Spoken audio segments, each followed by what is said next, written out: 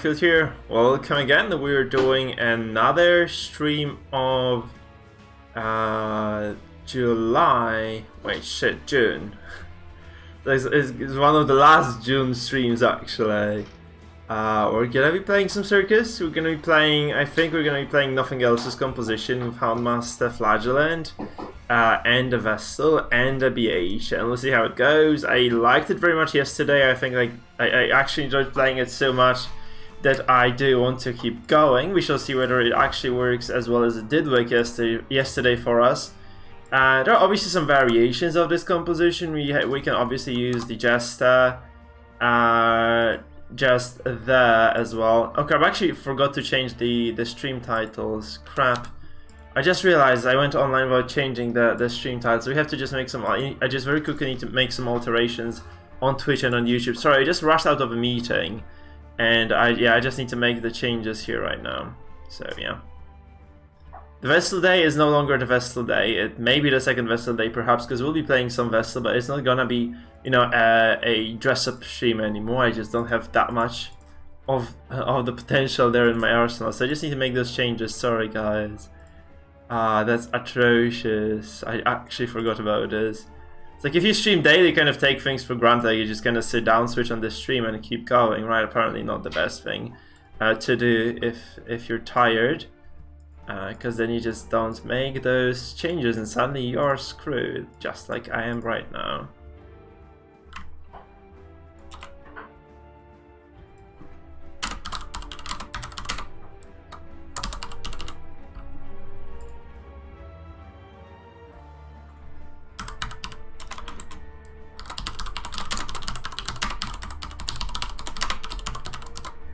So I'm just making those notes on the stream.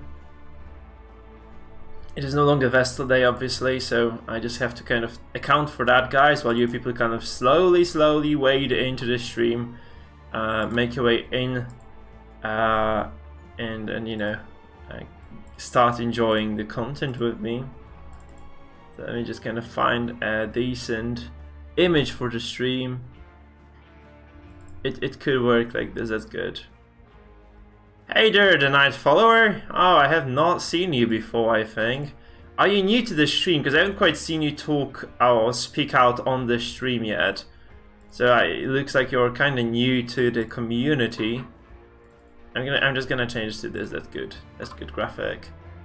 So tell me, guys, if you like the current stream setting. I just need to say it here again. So we're gonna Circus.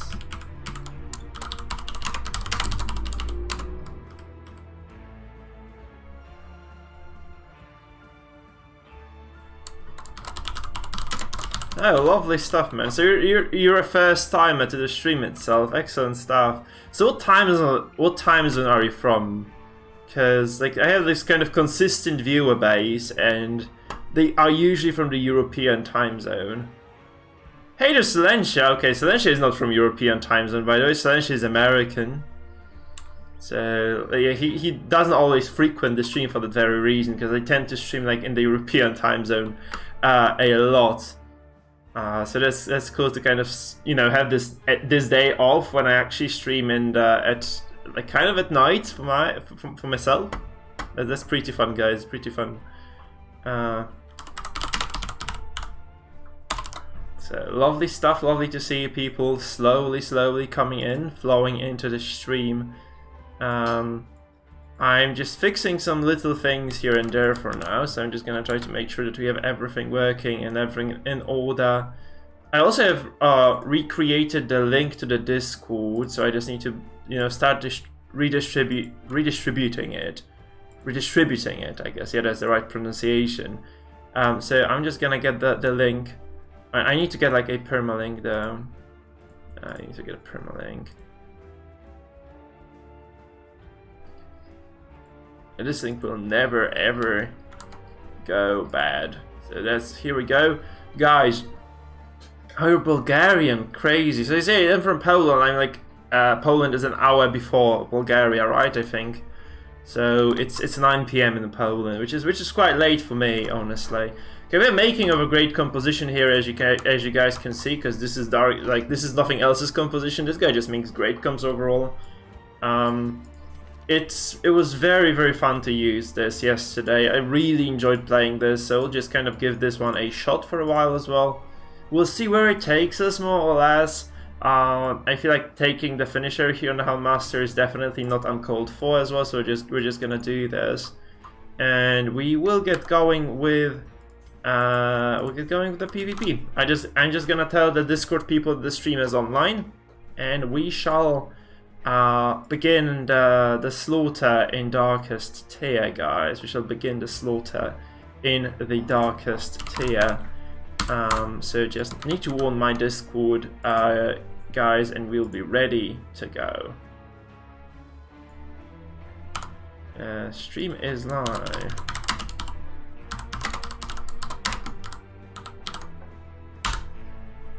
And yeah, general chat as well.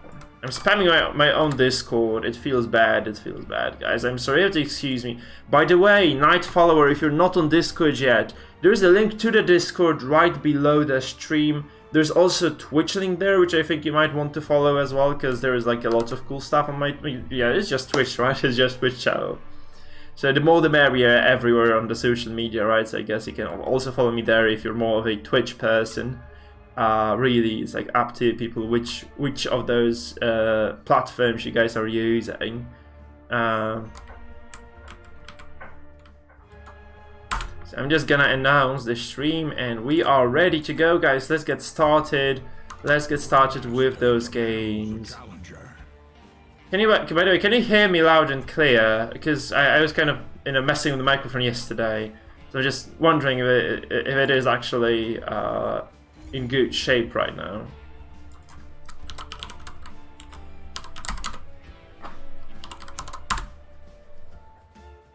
The rabble thrills to the spilling of blood.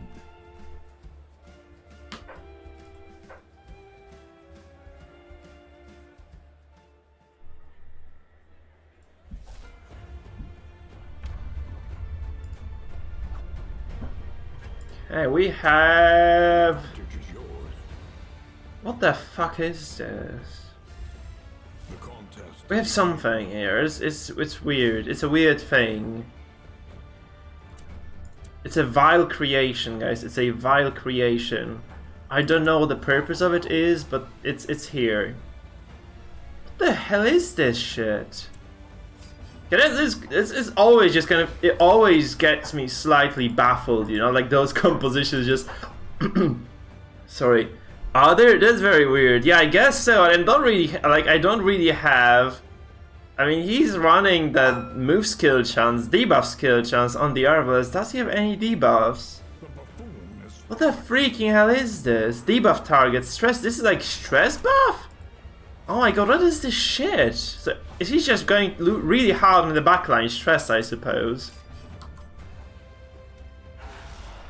It is like hardcore backline stress comp. So, what makes work, because he has like a lot of backline targeting, right? With the Flagellant, with the mana arms. Why doesn't he use the freaking... Oh, this is like bonus stress. It's so weird. Why this, not the Crown of Thorns? It just gives you so much more than that. So it's like backline focused stress damage, really. But do we like this, guys? Do we actually like this? Oh, okay, we like this now because he dodges both of those. But do you guys like this comp? Like seriously, do you guys like this composition?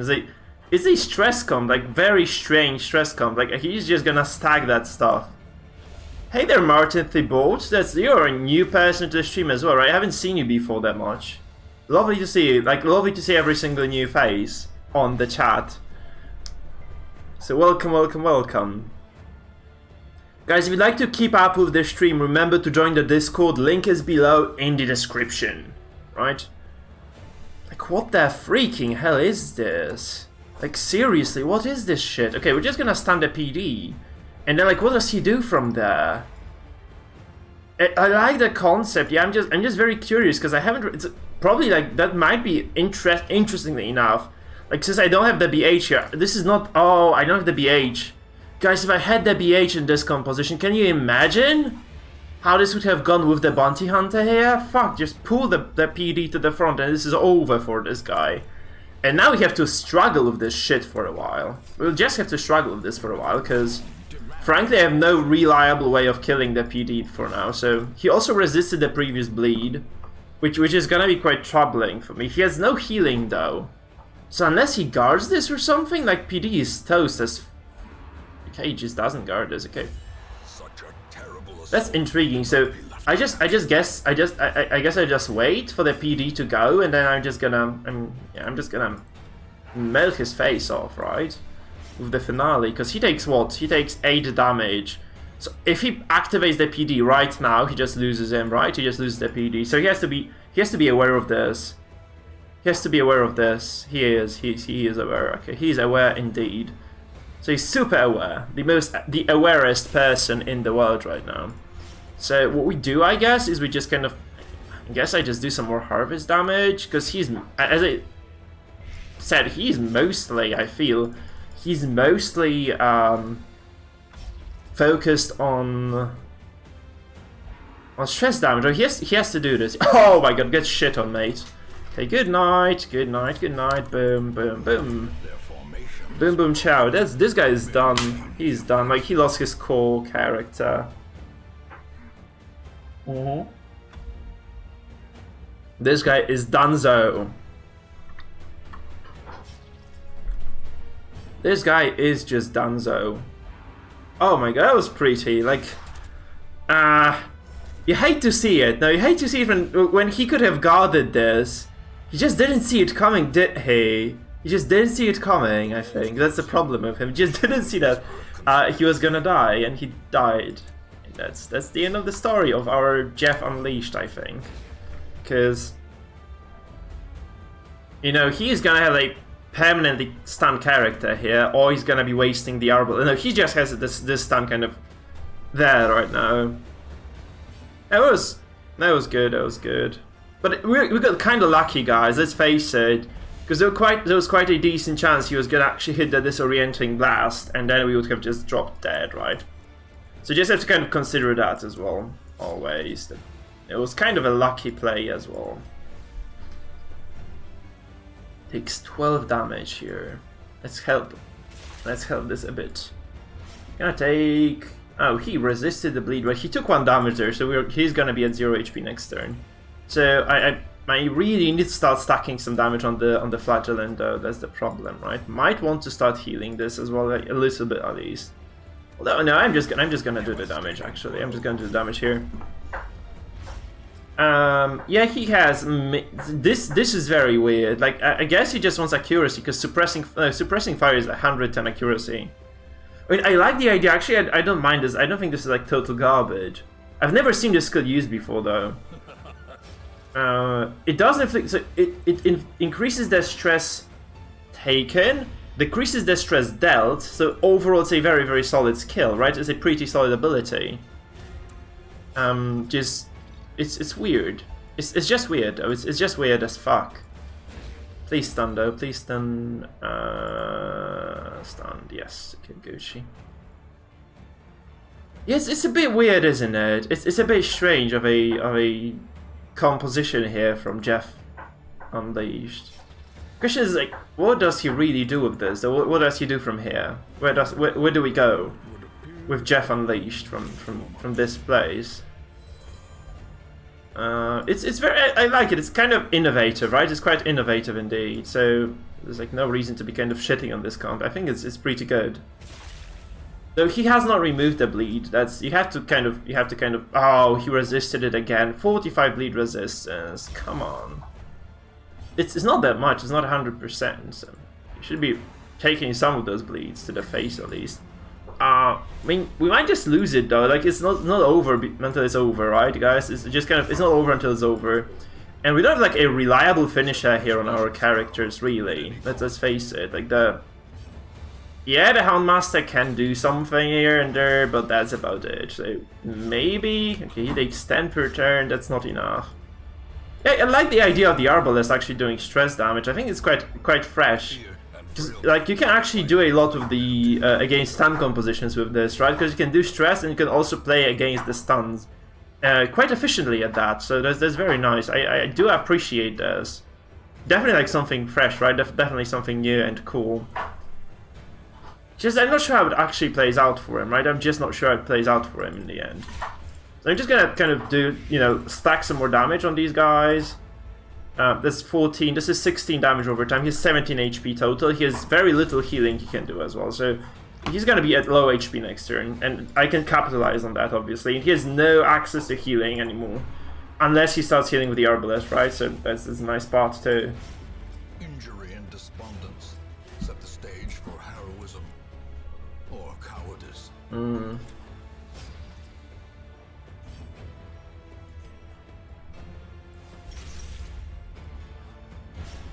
So like a lot of bleeding, 22 bleeding damage, right? Maybe I should have just kind of left the Arbalest alone and just, no, I couldn't have done this because he has bandage here, so he just has to. I don't see him pulling. No, I don't think he wins this, especially now that he passes as well. That's gonna be super funky for him to win this now. Okay, 6-4.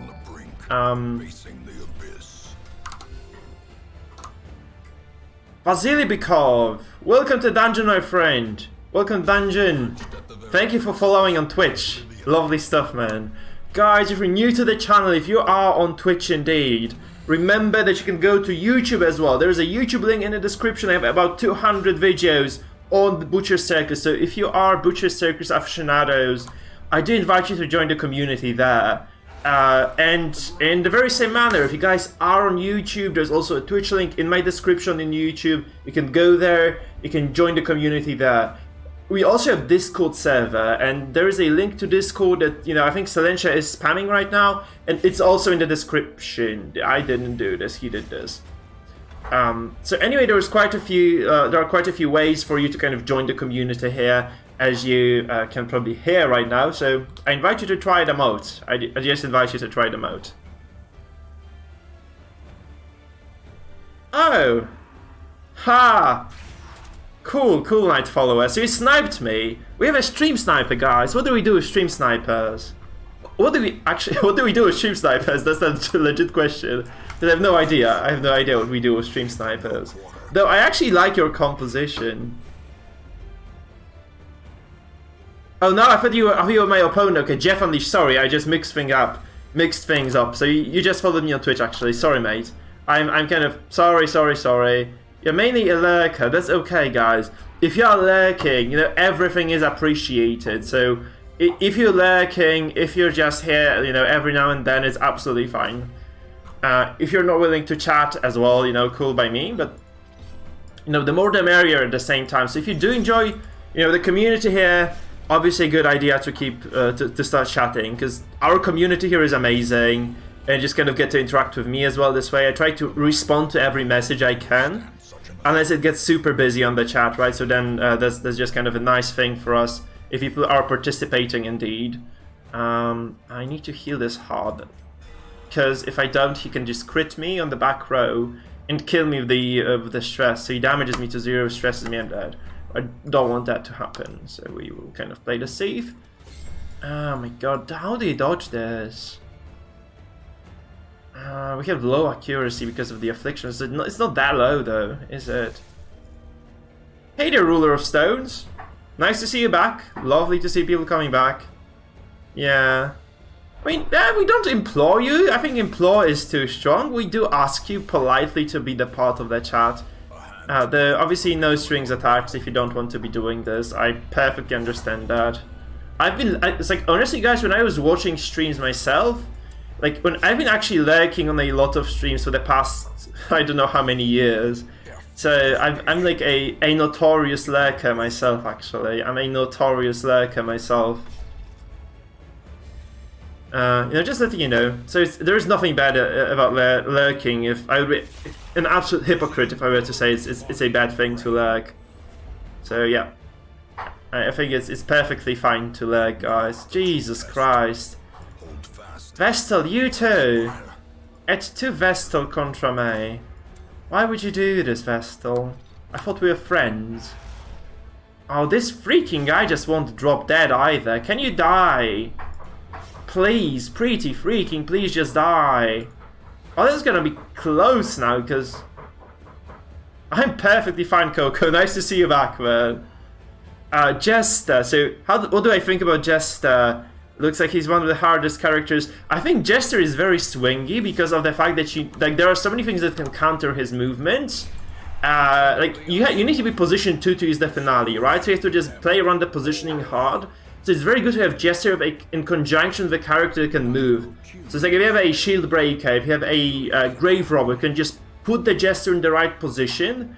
It's very, very strong. But overall, I feel Jester could, you know, he's just very hard because of that, because he can get stunned by the Vestal in position 3, he can get stunned by Crusader in position 2, he can get pushed out by the BH and the Abomination in 1 and 2 as well, so you can really control the Jester very well. So in order to get the finale off, you need to be very, very much in control of your opponent's CC. So either CC their CC characters before they can react, or you just wait for them to take their turns, and only then do you actually move the Jester forward, right? So Jester is very, very tricky.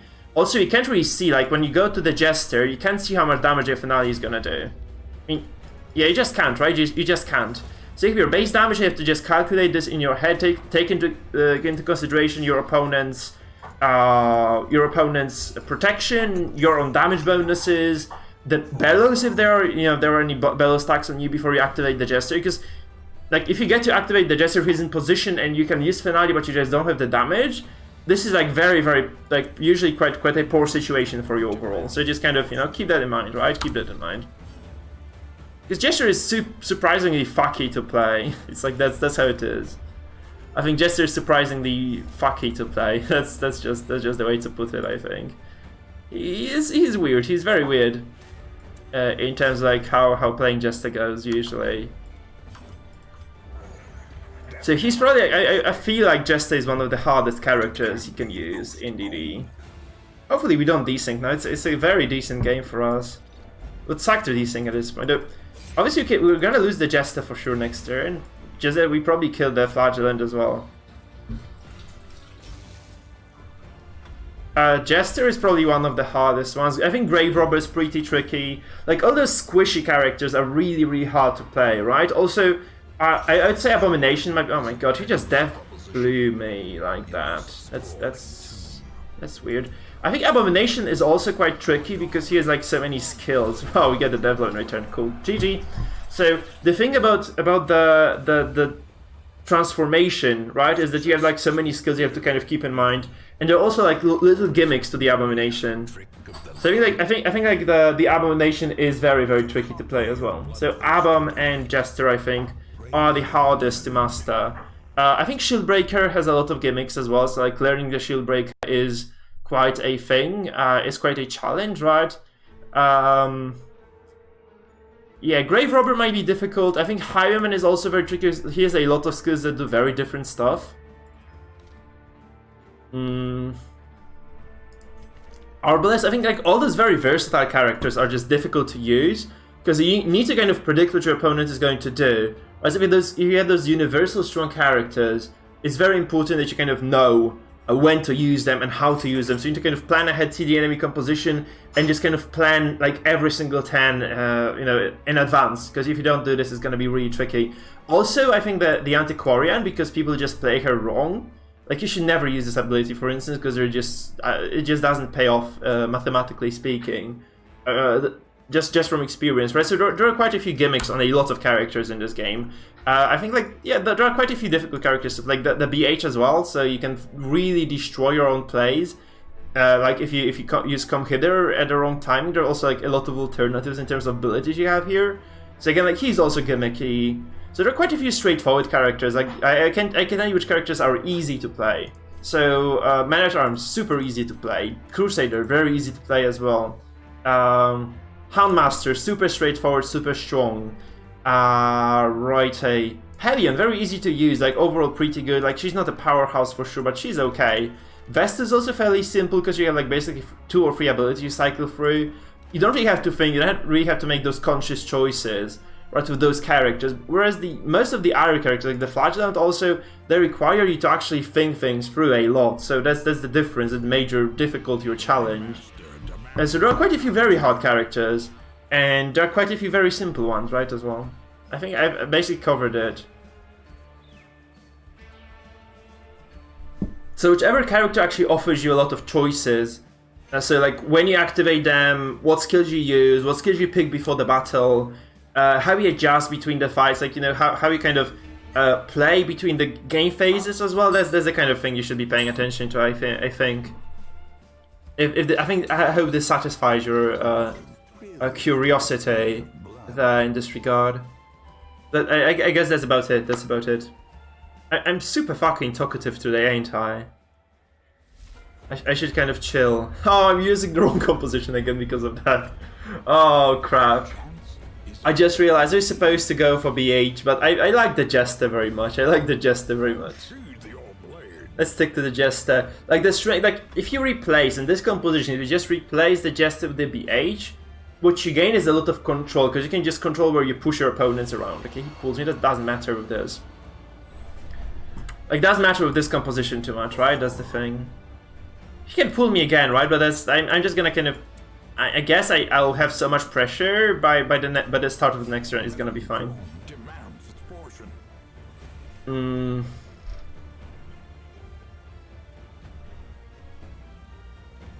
I don't know, that's stress again. It's like this very weird stress. So I suppose we just focus the Houndmaster because he's the easiest one to kill, and he has like the biggest threat as well. So I think we'll just go for it.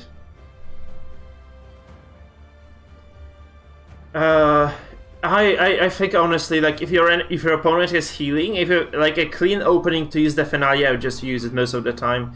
Unless I have like a very strict plan, like if I plan ahead and I just kind of know that I should be doing something different, then I'll obviously like hold on to the finale, right? But usually, like in the vast majority of my games, I just use the finale and when I get the first opportunity to do so, because like the moment you can disable your opponent's character, the moment you just get a character advantage in every fight, it's just a huge deal for you, because you just get like one extra action. So you can basically like waste a turn healing with your Vestal of your Crusader or your Cultist, like whatever else you're using for healing on sustain or buffs. You can just do this freely. You don't really have to worry about anything then, right? That's a pretty cool thing to just have. So in this regard, that's why I would say it's very important to just use that finale ASAP. Hey there, Atomic, nice to see you back as well. Nice to see you. I feel like that's the point with the finale. It's very tricky as well to use it, right? Because sometimes you just see you're in a losing position, and finale can really salvage the situation for you. In which case oh my god, this freaking guy dodged like 3 bleeds already. Shit. You're supposed to focus him. I might end up focusing him at times. Anyway, so finale can be like, you can always kind of gamble with it, right? So if you're in a tricky situation where you just kind of get like this 30-40% finale, it's sometimes a good idea just to use it, because you see you're losing, and there's no reason to kind of dig yourself a deeper grave, right? Sometimes it's just a good idea to just drop the finale straight away and just, be done with it. I think that's just something I would definitely kind of utilize anyway. I think that's quite a decent idea. They just kind of use the finale at the right timing. I'm just gonna, you know what? Oh no, I can't do this, because then he pulls me forward to first. So I really want to actually move my Vestal back, but if I do this, he pulls her to first, and then this becomes unsalvageable for me slightly, somewhat unsalvageable. I just have to guard the Vestal now. I think I just actually have to guard the Vestal as it is with the Houndmaster. Yeah, it's gonna be the time, because I just don't want to lose her too soon, right? I just have to guard her, and yeah, that's how it is. I just have to guard her right now, because if we lose the Vestal, it's curtains. So we just have to kind of have this ready. It's also a nice dodge bonus for the Houndmaster. So overall, that's pretty decent stuff. So, oh, Jesus. How's your first day of the working week, guys? How's your first day of the working week? Are you guys enjoying yourselves? Or not so much? Wait, so... I guess it's a smart idea to... I can't stun this. Let's stun the Man-at-Arms, because I have a plan. I just don't want him to be able to guard. Oh, actually, I fucked up. I should have just... Oh, I didn't read the situation correctly. Rough Mondays, that sucks. Oh, no, we actually desynced. I was about to say, like, I haven't seen a desync for a very long time. Like, we didn't desync once during the weekend, guys. And we streamed both on Saturday and on Sunday, right? We streamed on... Oh, actually, did we stream on Saturday? I don't remember. Maybe we didn't stream on Saturday. We did stream on Saturday, did we? We did stream the game called Hardstuck, I think, on Saturday. We streamed on both weekend days. We didn't get a desync, but that's a rip. We probably lose Darkest as well for this. We lose Darkest 1 for this. Because it's like game showing you the middle finger saying, you know, just go mangle yourself. Yeah, obviously we lose Darkest 1. Like that's how we lose Darkest 1. Thank you, desync. It's good. I also need to change the win record, right? Because we are 1-0. You're 1-0 on the day. Shafted once. Yeah, shafted one time.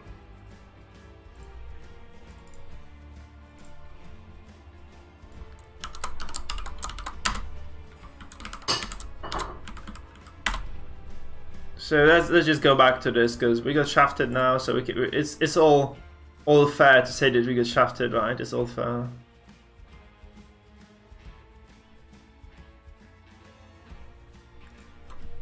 Rip. Red Hook, what have you done to me? We can just try the BH. I think the BH is a bit more versatile than the Jester. So it's a variety of this composition. Not necessarily a worse variety as well, it just gives you some more oomph in terms of like how you approach the matchups, right? Because you can just manipulate the battlefield with the BH way more efficiently than you could with your Jester. Though you obviously lose a lot of damage and pressure. So it's like, you know, it's a trade-off, nothing else. That's very unfortunate. It was gonna be an interesting game. Like, we just got denied by the game. It is Darkest 1, and we have been in Darkest 1 for like 2 weeks now. Like, slightly on and off, right? But like, mostly we just drop out of it because of these things. So we usually just get back as soon as humanly possible. Sure, Datish, so go back to work, mate.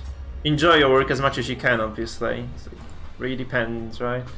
He has the snuff. He is gonna be very annoying here, I think. I'm just gonna go for a stun. I made a mistake. I shouldn't have done this, I think. Though, no, it doesn't matter, because if he pulls me here... no, I just have to hope that I survive the first turn. I literally just have to hope I survive the first turn here. He's playing a comp that is very similar to mine as well. It's very remarkably similar to my composition, in fact. Can he remove the guard if I guard with the doggo here? He can't, right? He just can't. Though, I'm just gonna drop... I think it's fine. It's fine. It's okay.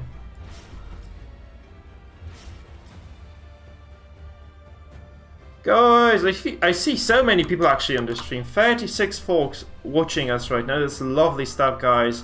Keep up the good work, people. Keep up the good work. 8 people on Twitch as well. Lovely, lovely, guys. Lovely. Just glorious.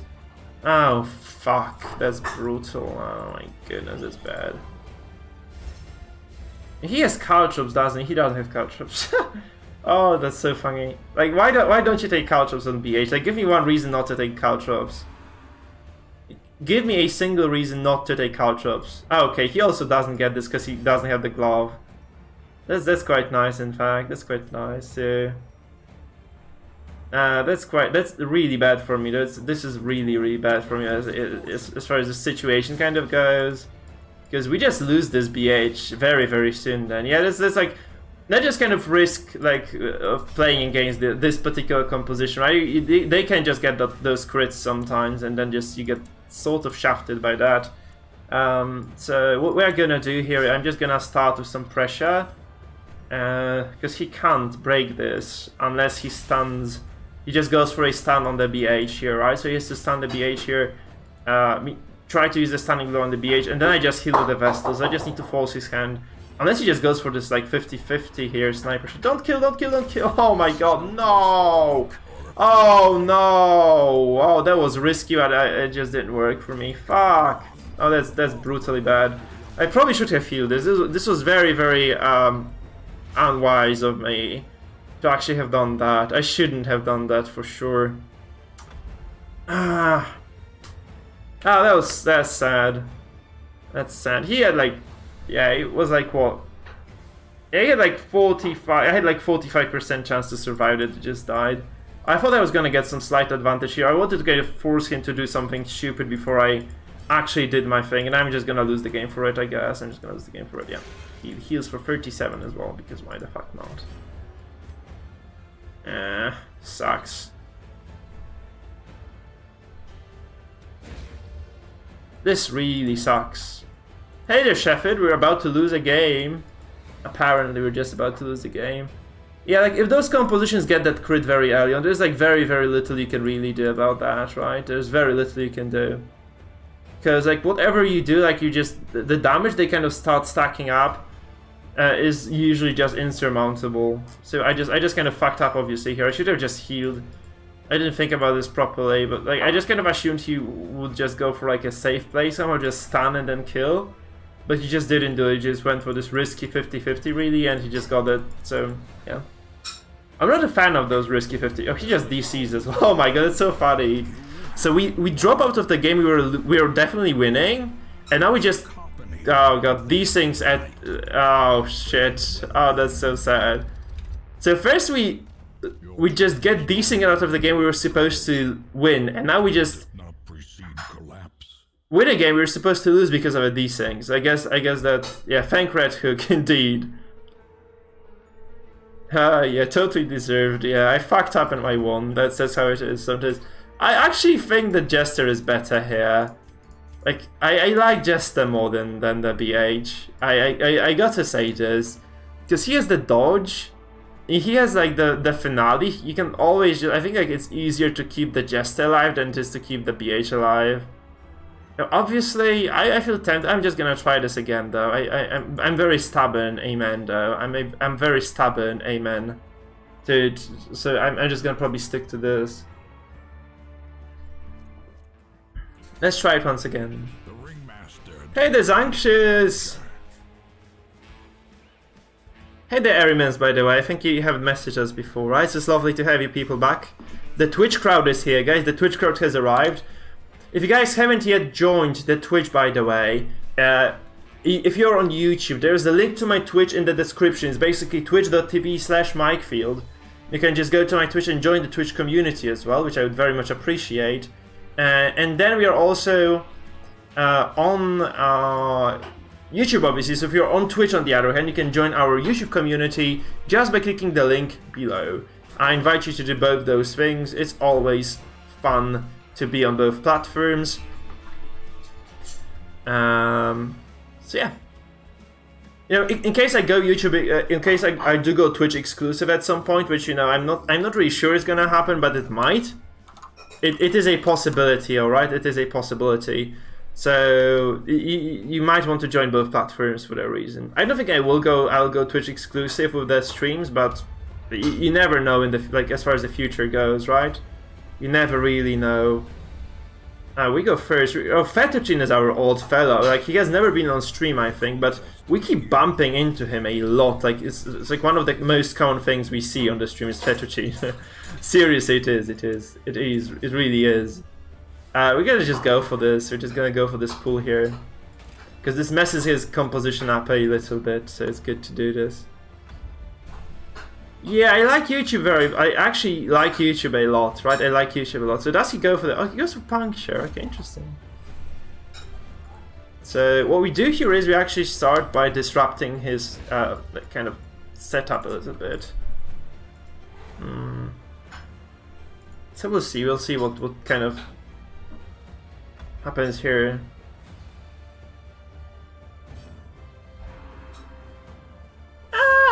No, I feel like that's not exactly the right answer. You're slightly... It's like... I hear you, but I think you're exaggerating a little bit. I think you're exaggerating a little bit. Okay, fuck, I shouldn't have done this. Actually, this is not a bad move, but I should not have done this. I want to drop like the AoE damage here. It's not bad actually, like this mark plus this, that's not terrible. Because this just does a decent portion of her HP total. Yeah, there's something, you're onto something for sure. Like the Vestal, yeah, the Vestal Crusader are very popular of a control combo, right? So that's probably why. Okay, we're gonna get like a lot of damage on this right now. This is very good for us. The issue obviously is that I have to guard the Vestal now or she just drops dead soon. So I'll just probably have to do it right now as well. In case she should die. Well, what do I do now, I guess? I guess I can just probably... I can't stun her anymore, that's the thing.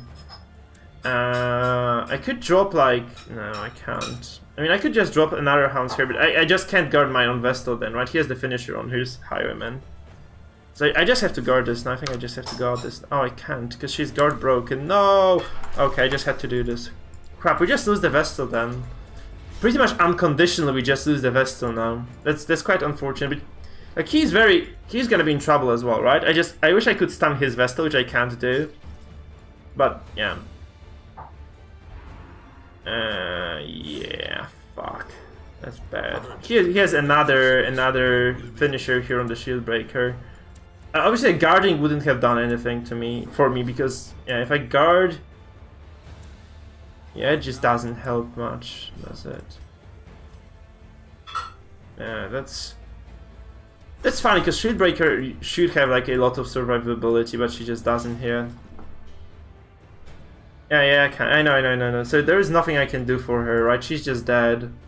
Because your Shield Breaker with 50-50 execute, and that's probably going to seal the deal. And if I don't get it, he can just always just rush forward and just kill me, right? So we just lose this. Like, there's no way out for me in this particular situation, right? There's a problem with the Vestal sometimes.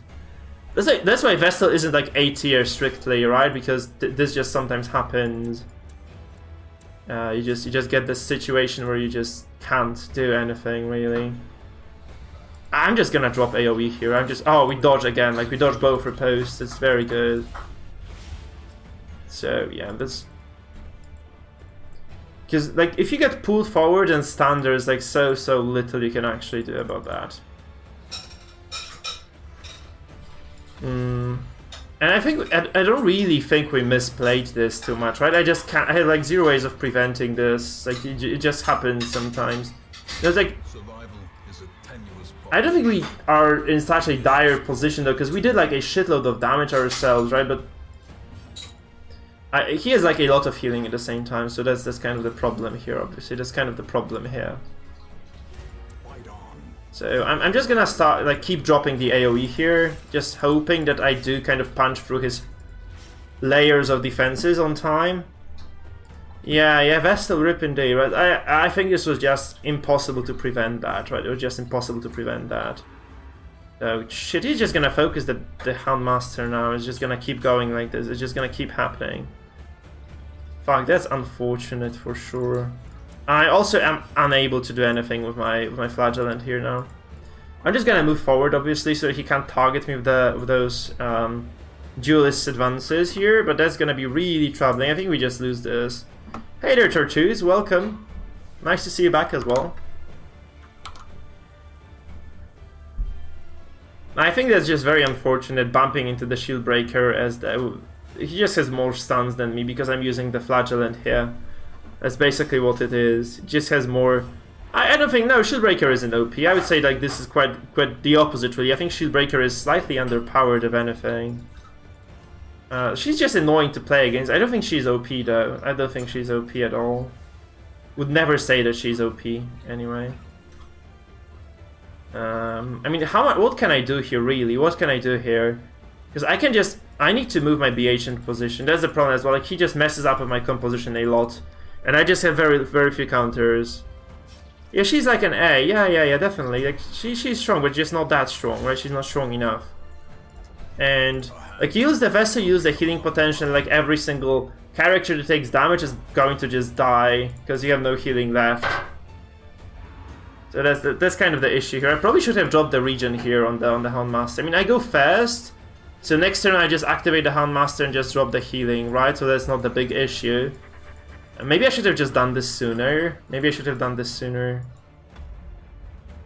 Yeah, but like the thing about the shield breaker though is that she's very squishy and she has like she requires very specific itemization to be strong. So that's kind of the problem with her, right? That's kind of the problem with her. Or expire. I mean, we just killed the shield breaker as well. He has zero, like. Teetering I guess he can try to heal her right now, but he can try to heal her right now. That's gonna be the problem then. But like, definitely Shieldbreaker is strong, right? Definitely Shieldbreaker is strong. Can't argue with this. So he uses Rally here to Rally to Flame. And you just have to remember that I do go first next turn, but yeah, I just don't have enough damage, do I? To deal with this. He's gonna probably kill me as well, because he has Finisher here. He's just gonna get those 2 50-50 kills on the first shot. That's just how it's gonna go. He's gonna kill me with the Highwayman for sure. Absolutely he does, right? Boom, dead. No, he doesn't, okay. So, there's this 1 50-50 that actually goes in my favor now. He's just gonna drop the Divine Comfort. I have nothing I can do about this. Yeah. And I have to just start with the Houndmaster and just heal this, right? I just have to heal this. I mean, if I keep pressuring this, maybe I just force him out of his comfort zone somehow. But I just... No, I need to stand the Crusader. Because he would be just completely disabling me otherwise. I just don't want to lose turns. It's worse to lose turns than anything really. So that's kind of my point here, I think. It just wouldn't have made much sense. I think he just has too much damage right now. I just can't kind of... Okay, so we just pressured the vet. Oh no, this is so bad. I needed one more damage here actually. I just needed one more damage. Because he just doesn't die now. I don't think so, nothing. I don't think so.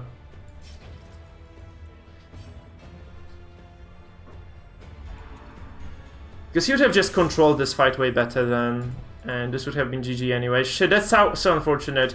I really needed this single point of damage. Really, I just really needed a single point of damage there. I just can't kill anybody now. I just can't kill anybody now.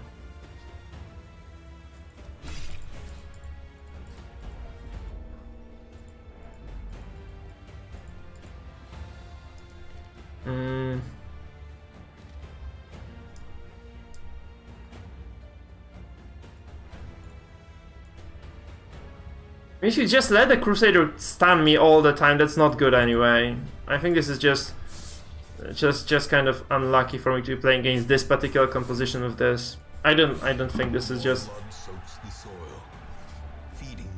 Yeah, but if I... The thing is that if I don't control the Crusader, he just does the stuff with Crusader as well to me, right? I feel like he just destroys me with the Crusader. Just denies me a lot of potential then.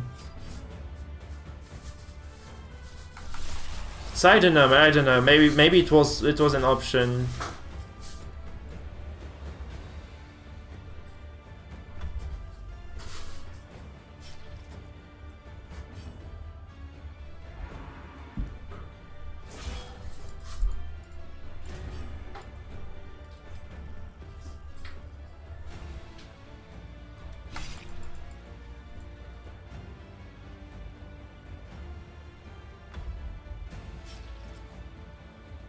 So Shieldbreaker, I don't like Shieldbreaker in stress comps. Highwayman, oh okay, Antiquarian, I don't think that's strong.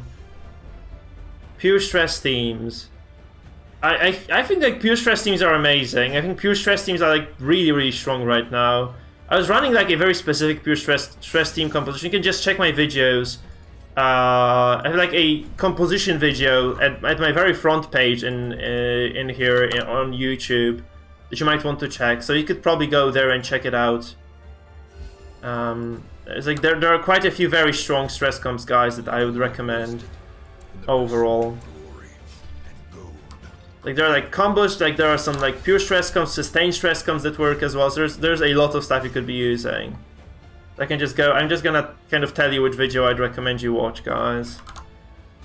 If you want to kind of learn about compositions, I think that like I have like 2 nice videos about comps. They're like both decent resources. I'm so dead though, I'm so dead. Maybe you're right, maybe stunning the shield breaker would have been okay. But like you take like so many stuns from this, because this comp has just one stun and his comp has 2, right? So he eventually just probably kills me anyway then. Obviously, like, yeah, losing the vestal is bad, right? Losing the vestal is bad for sure. So maybe then you can pressure him hard enough that he doesn't get to like kind of utilize the shield breaker that much. That's true. Yeah, that's GG. There's nothing I can do here. GG to our opponent. I think we haven't lost to Fettuccine before, so it's like first time he gets us. I'm gonna show you two nice compositions, guys. Like 2 nice videos with compositions here.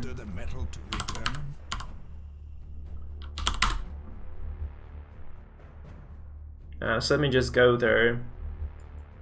There's one, if you go to the description of the YouTube stream, you can definitely find it there. We don't lose the Darkest one, that's okay then. That doesn't matter then, this loss doesn't quite matter that much. So we have I have like 2 nice videos about builds. I think you guys can check them out. So, video... Zoka, I answered your question already, I think.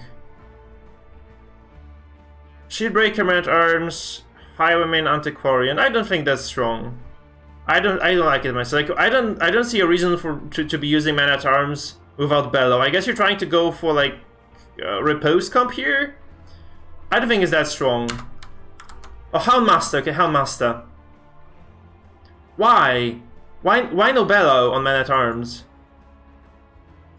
Why no Bellow? I don't see this, and I don't see like why you have Shieldbreaker in front as well. Not a big fan of that.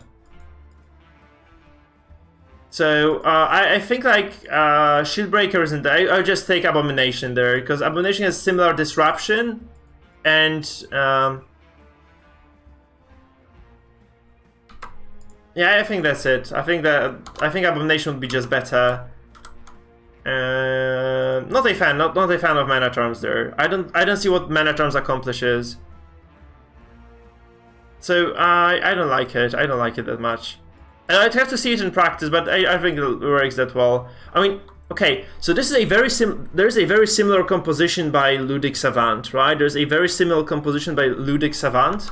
It basically does very like it kind of follows this kind of high dodge, high versatility pattern where you can stress, you can just do damage over time, you can just kind of sustain almost indefinitely. But I don't think like dodge composition are that strong right now. I don't think like the dodge comps are that strong right now. So you might kind of want to revise your ideas, because I feel like dodge compositions in the era of, you know, the Crusader and the Vestal and the Jester being so common, I think they kind of have fallen out of favor. So I just kind of take that into consideration, right? I feel like dodge comps are not that strong right now anymore, because there are just so many Jesters in the queue right now. Like people just overuse the Jester almost.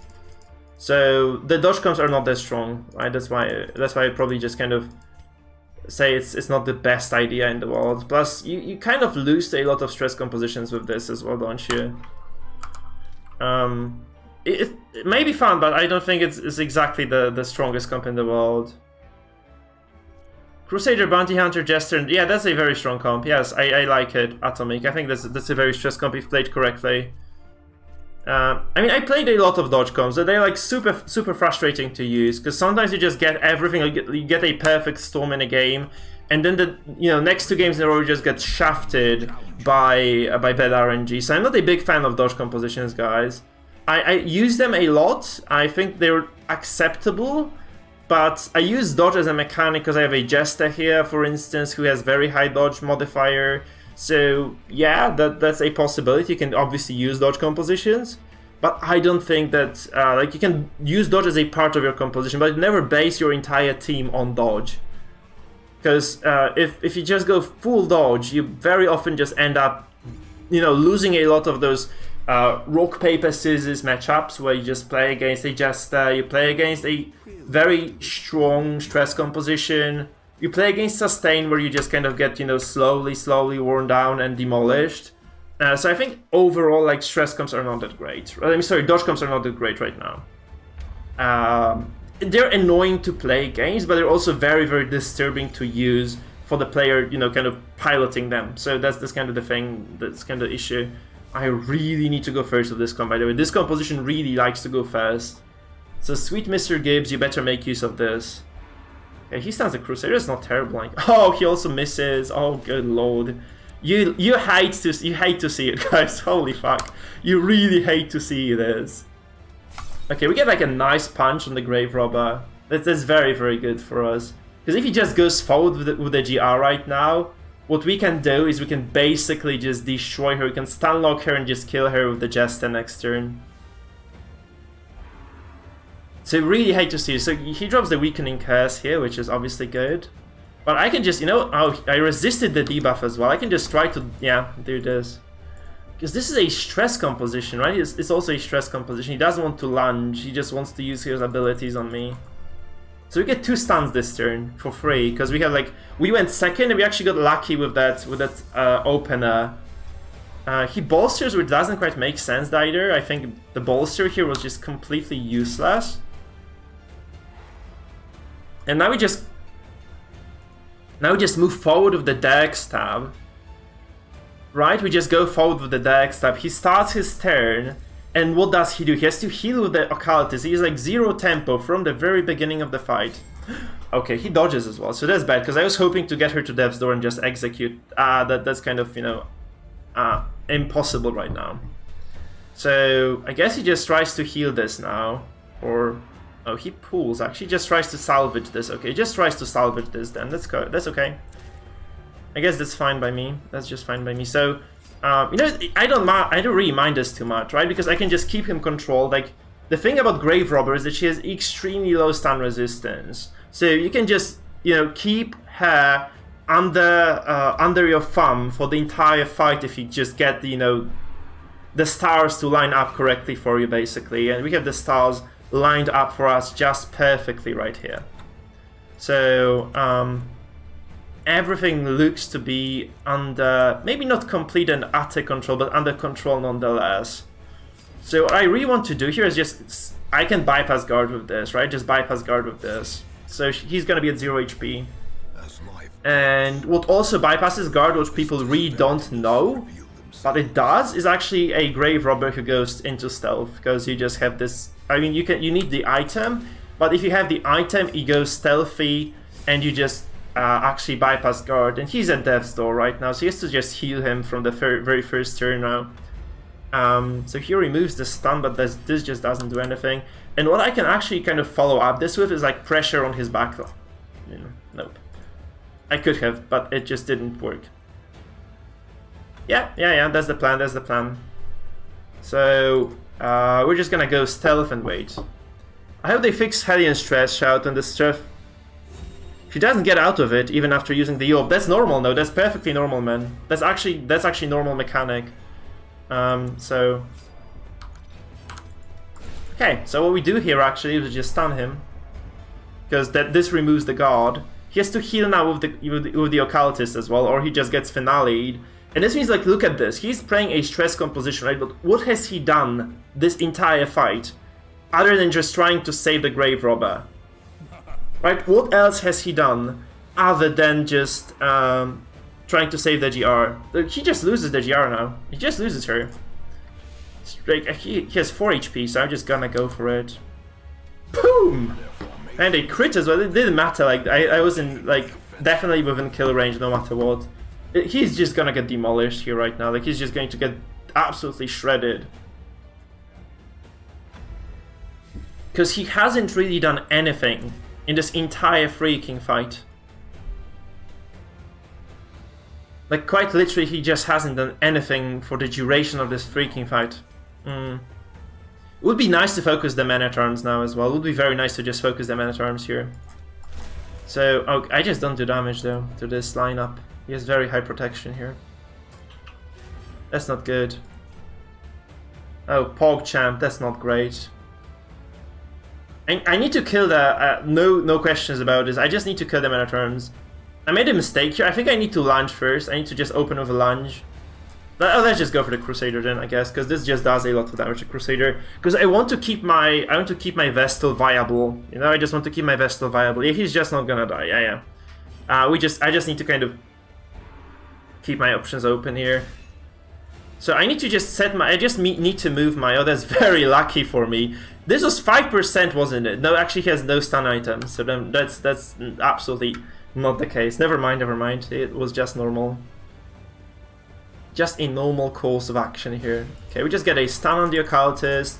I think we just slowly wear down the Crusader at this point, right? We just go for a Lance first, which puts the Vestal third, then we just go Grave Robber, Shadow Fade, and then we lunge again, or we just go for Pickaxe to the face.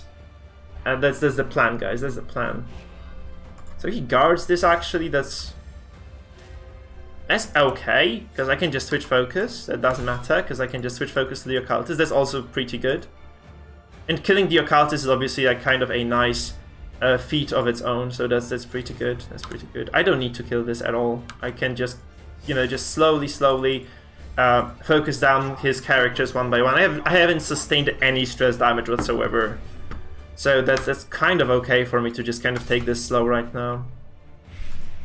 So what we do now probably is that we try to do 3 damage to the Occultist first, and maybe even stun him again, right? And then we just go for a lunge with the Grave Robber. We have a character more than this guy. So it's pretty good for us. Okay, now we just go for we just go for damage. So we do 1 damage here with the Vestal, with the Dazing Light. I also need to get rid of this. This is shit. You should never be using this.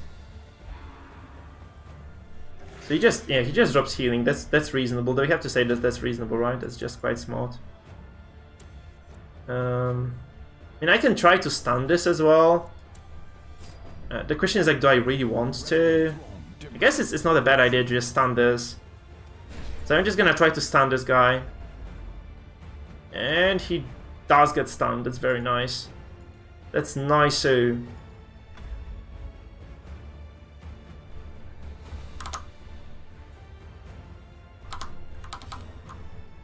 okay, that's going very well, guys. It's going very well. PogChamp, right? That's PogChamp. He starts healing. Like, again, like, if you're healing with this composition, my friend, you never accomplish anything. Like, if you look at this, he's playing a pure stress comp. He did, like, what, 30, 100 stress. Do you know why Abomination is good in stress comps, guys? Because if a stress composition, like, if you have an Abomination, you just transform, you automatically do about 138 stress damage. We just go transform and rake, and you have the cloak. If you have the cloak item, just do so ridiculously much stress across the board. This guy has done, like, in 5 turns of playing, he did, like, less stress than an Abomination does with a single transform and rake. So that's basically the deal. That's basically the deal.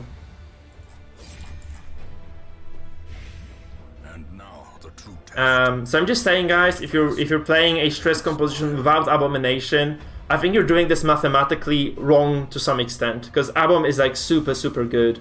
In those, you know, straightforward stress comp, like, if you want to play a vanilla stress comp, 138 stress is so big, right? It's just so ridiculously big. With a single transformation, so you transform, if you, like, go into transformation and you toggle out of it on turn number 2, and you toggle back into Abomination for turn number 3, it is like 260 stress across the board, right? So it's you know, overall total, which is obviously very big. Yeah, it's so big. Because it's like 4 turns of horror, and then you rake for like double 8 stress, I think, or something like that. It's absolutely insane. It's absolutely insane. So, yeah, it's 138 because you have like 4 stacks of horror on your opponents, unless they remove the horror, obviously.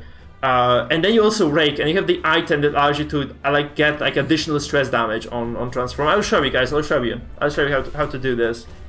I'll show you how to stress people. I think that's gonna be a valuable lesson, right? Oh no, he dodges. We're gonna do this. We're gonna do this later. So I'm gonna teach you how to stress people. I don't think. I actually feel that the only thing that could kind of use a little bit of nerfs, a little bit of a kind of controlled nerf, would be stun.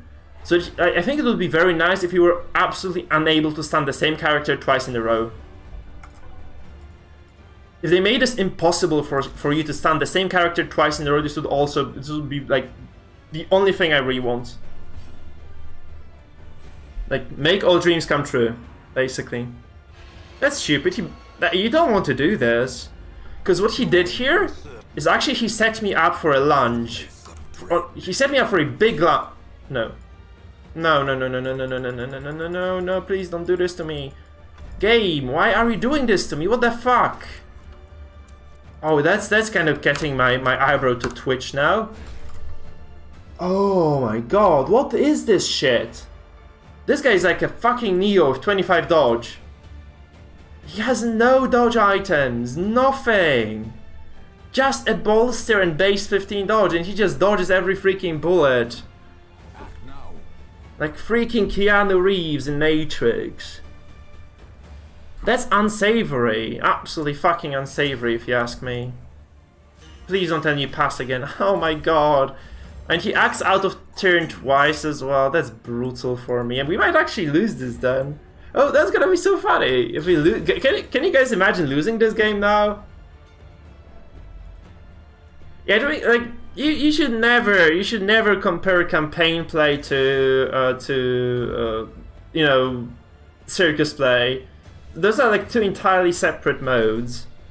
So just never mix them up, because you just kind of it's just kind of irrelevant. Like whatever you see in the campaign is absolutely unrelated to what you see in classic. In circus it is. It's just those are two complete, like, yeah, apples and oranges really.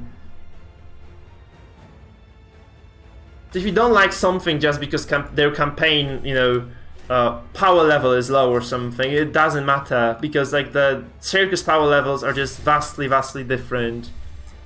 So you should never compare that. So we just potentially get double stun here again. I think that's gonna be good. It's gonna be good. Is it his first bellow in this match? Possibly, yeah. This might have been his very first bellow. Also kind of a silly one, because I would have always guarded the occultist there. Because he's gonna die next turn, I think. He's just gonna die next turn. He's like very little chance to resist this. Never mind, he just resisted with 10% chance. Okay, this is gonna take a while, I think. This might take a while. Oh no. I hate to see it, but that was like, this was a 50-50, right? This time was 50-50. This was like 9 to 10. This was 90-10 stun, and it just didn't go through. He should have also just healed this. He should have definitely healed this. He just loses this now. He just loses the... no, no, no, no, no, no, no, no, no, no, no, no, no, no, no, don't go abusive. Okay, so he just loses this now. He has to pick him, and I just lunge and kill, and he has no way, no possible recourse. Wait, did he resist it again? Guys, this was double 10% resist. Can you believe this? He resisted this twice with 10% resist. He should have healed this. He has a way of winning this, actually. I don't know if he realizes this. He got... We have 50% stun chance on the vestal. 50. And he has 10 stun resistance. With, you know, base. So we remove 50 that he had. Oh god, that's brutally lucky. He loses this anyway. It's like so funny to see that. It was double 10. This was not just a single 10%. This was double 10% resisted. Not a single. This was double. Oh my god. He also resists the stun here.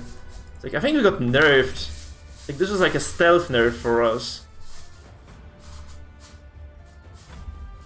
By the way, you really don't care about his high protection, because we have the pickaxe here. So pick to the face actually removes, like, ignores the protection altogether. So it just doesn't matter what he does. More or less doesn't matter what he does, right? More or less doesn't matter what he does.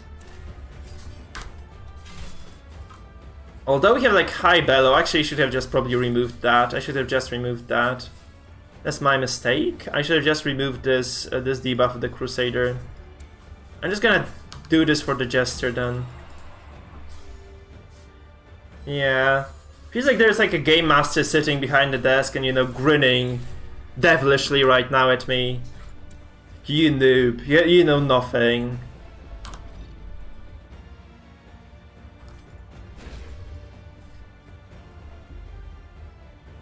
Yeah, Yeah, but I had like 50. Yeah, he had 60% stun res, Nicholas. And I, like, with that buff, he had 60% with the buff, and I have 50% stun chance. So I ignore 50% of that. Pretty sure that's how this mechanic works. Which in turn means that I should actually have stunned him, like, on the second... It was just double 10%. It was double 10%. Because it did work twice on 60% resistance, with me having 50%, you know, penetration of that. Yeah, that's how it was. That's how it was, for sure. Absolutely, that's how it was. That's why I was complaining about that, right? That's why I was complaining about that. Can you guys imagine me DCing right now? Because I can. I've seen things happen. It was double 10% dodge basically there. I'm just gonna set up for. Oh no!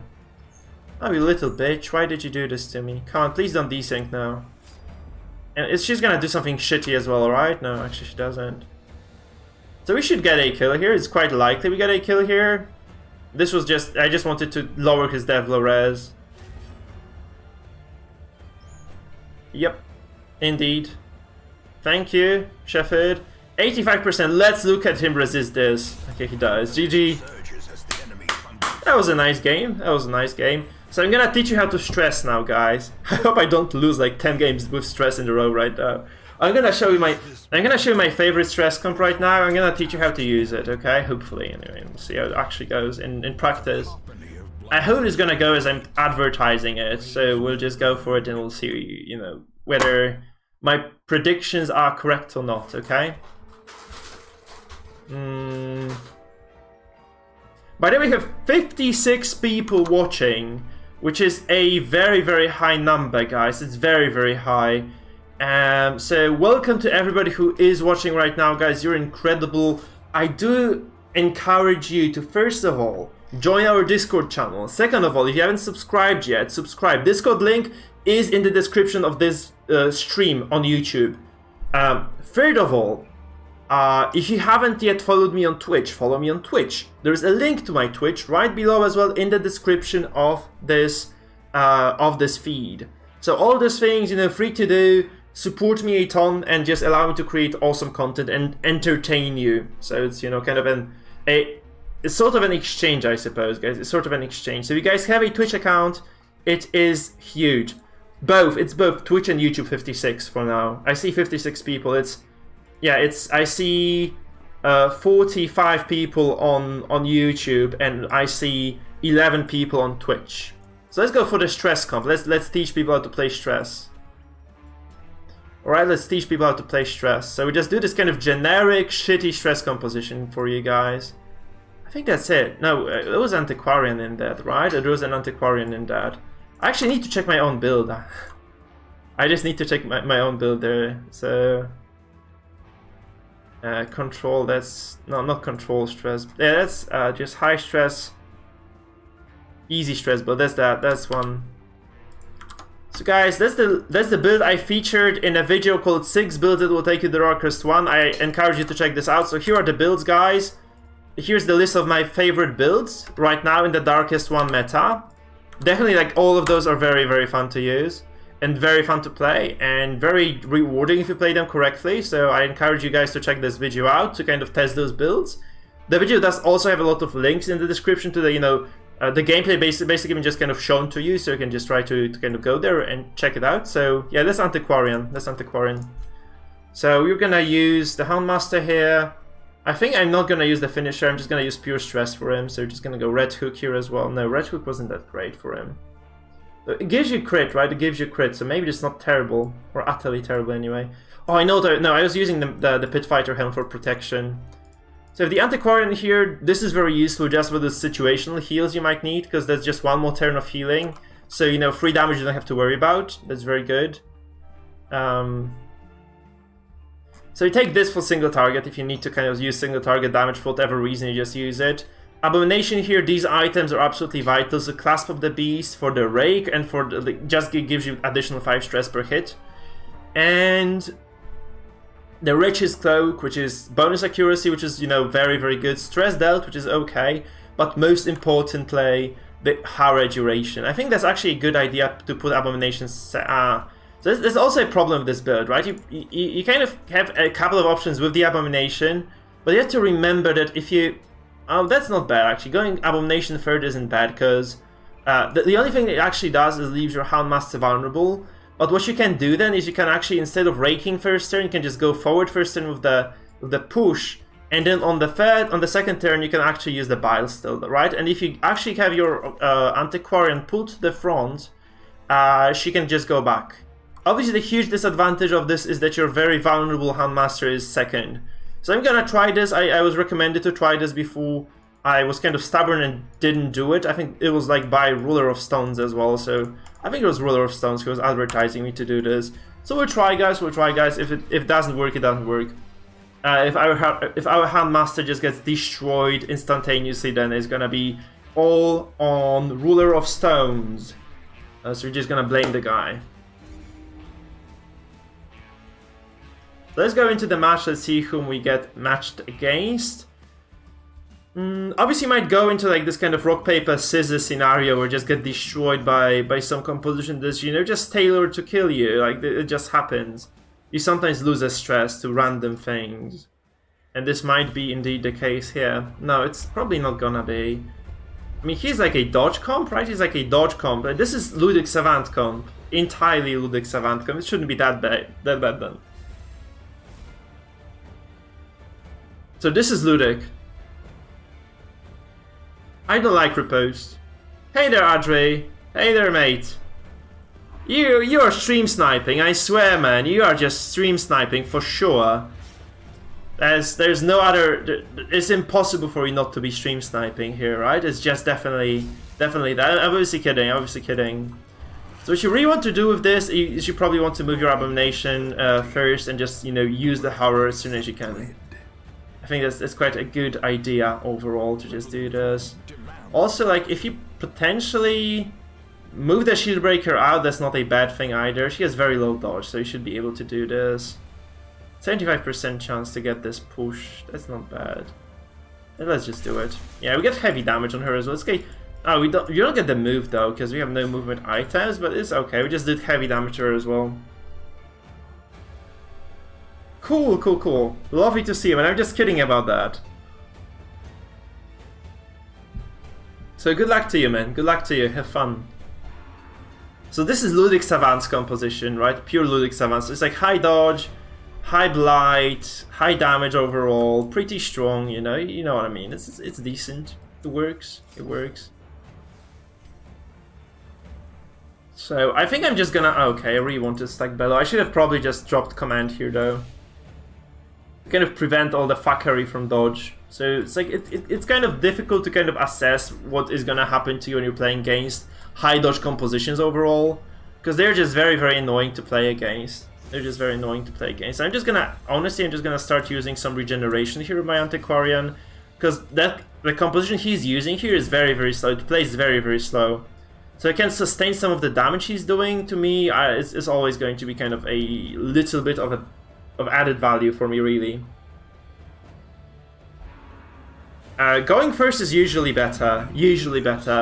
Like with the majority of the compositions, unless you're playing dodge. If you're playing dodge, it's better to go second, because you just get this hefty bonus of 15 for the first round, which obviously kind of plays in your hand. Oh my god, he dodges so many things here. Oh fuck. That's bad. 50 dodge overall. Like, ouch. I should have used this accuracy buff here. It's my bad. He dodged a lot of this, so that's very unfortunate for me right now.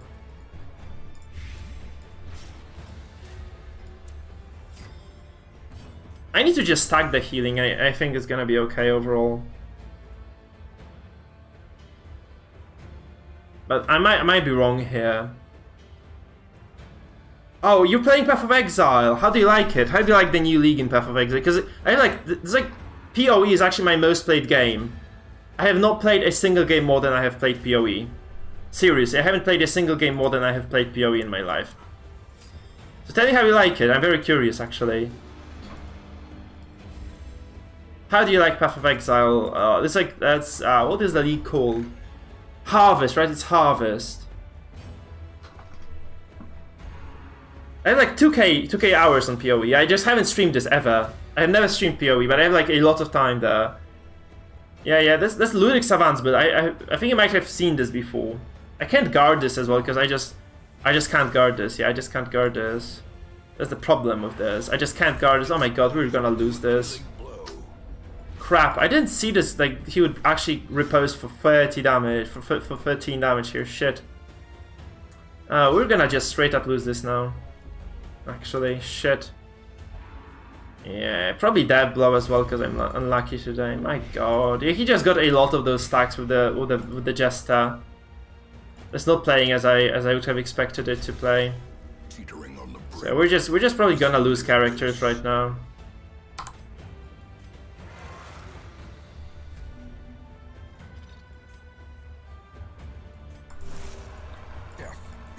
Yeah. No, I think like it's just kind of that he dodged a lot on the first turn. I was also unable to kind of use Bellow there.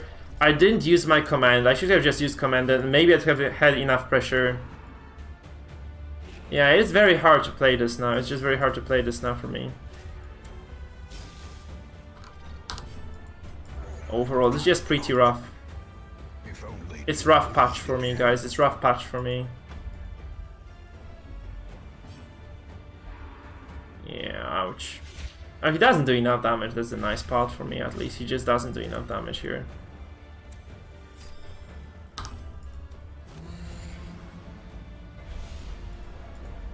The kind of nasty part here is I have no way of controlling the shield breaker.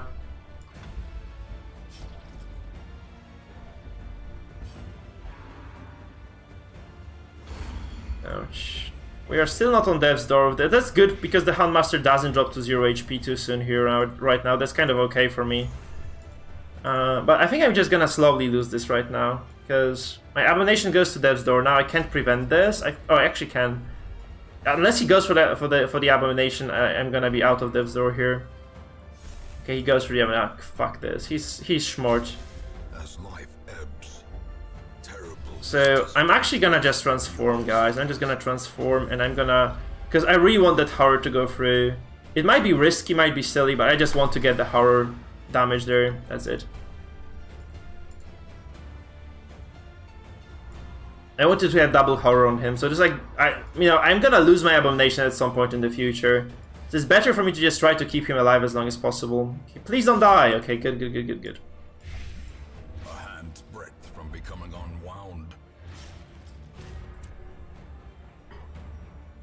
He has no finisher, right? He has no finisher, so this is the kind of the good part. I need to save I think I should just try to save the Handmaster above anything else as well, because the Handmaster is my ticket.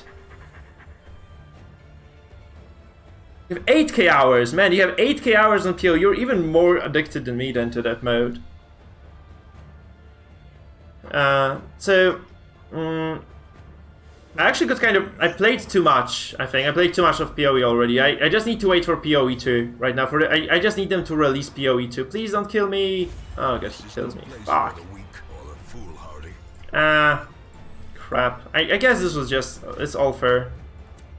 It's okay. I think we just lose this. That's just too much damage he's doing to me with this Jester. I had like 0 ways of preventing that.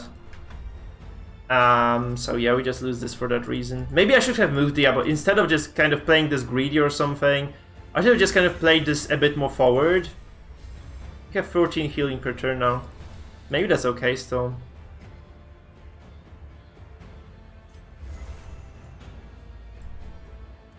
So this is 17 regen, so he might just not have enough damage right now to burst through this anymore. But he still has the finale though, right? He still has the finale.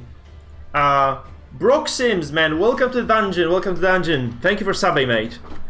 Lovely to have you, lovely to have you. Guys, you're new to the stream. Remember, you can subscribe, follow, and do all those wondrous things that, keep the stream alive and keep me going at night. To keep, providing of wonderful content.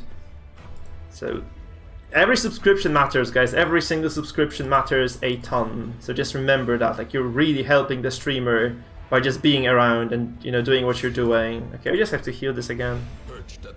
I have 20 regen per turn right now. Yeah, but I can't really... Oh, I have 0 fucking... Oh, that's over, because I have zero lick wounds remaining, and he still has the riposte as well, so I can't really do much about this. And he has the finale, so I'm just done, I'm just dead. Yeah, I should have just... Actually...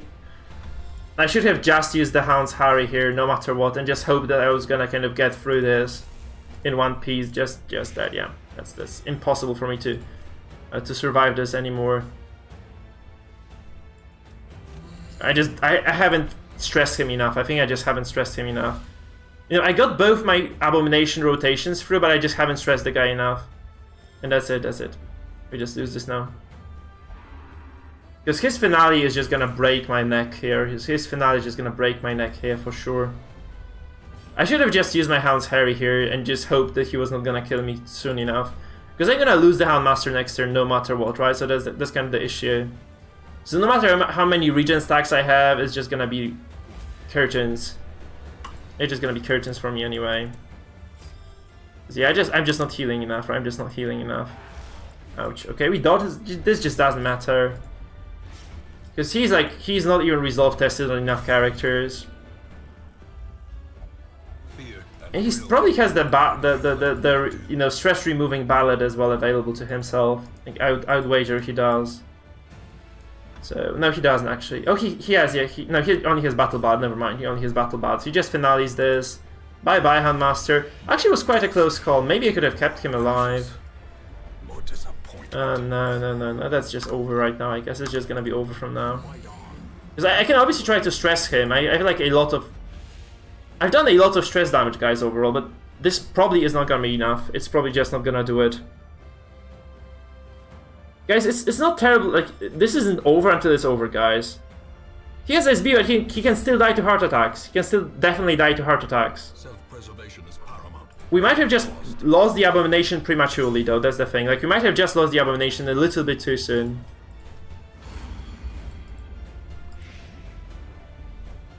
He has 150 stress, 117, 178.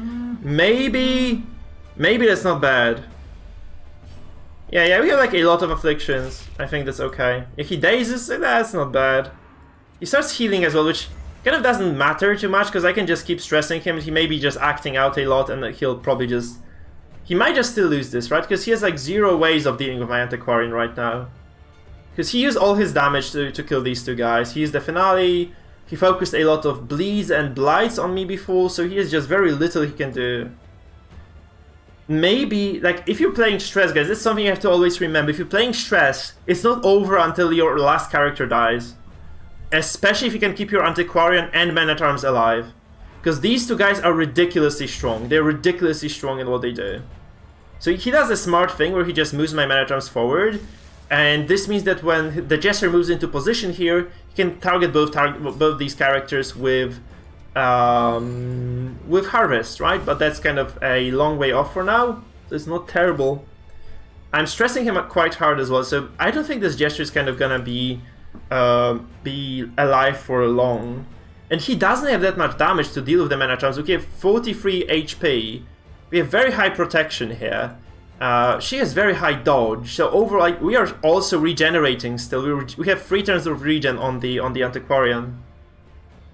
So this might be quite close, actually. This might be quite close. Please don't... Oh my god, he might have crashed now. That's gonna be a hype killer.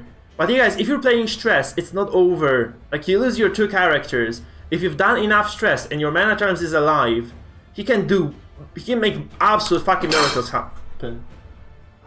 Sorry, got kind of stressed by noise. Play dropping or something. Oh my god, we are... Ah, Andre, tell us, report back to us, stats. Have you DC'd? Have you DC'd, Andre? RIP. Oh, fuck. Andre, no! This was gonna be a close fight, I think. Crap. This was such a nice fight, actually. This was such a nice fight. Shit. Red Hook, what are you doing? What are you doing with your servers? Because it was going so well, guys. Not a single crash yesterday. We were doing like the Vestal stream, which I also encourage you to check out if you haven't been there, because we did like a cosplay on the Vestal stream yesterday. Oh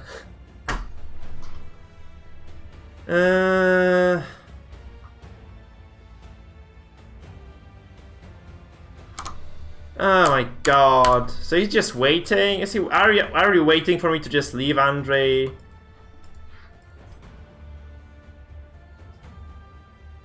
I don't think this is deliberate. No, this is just a bug.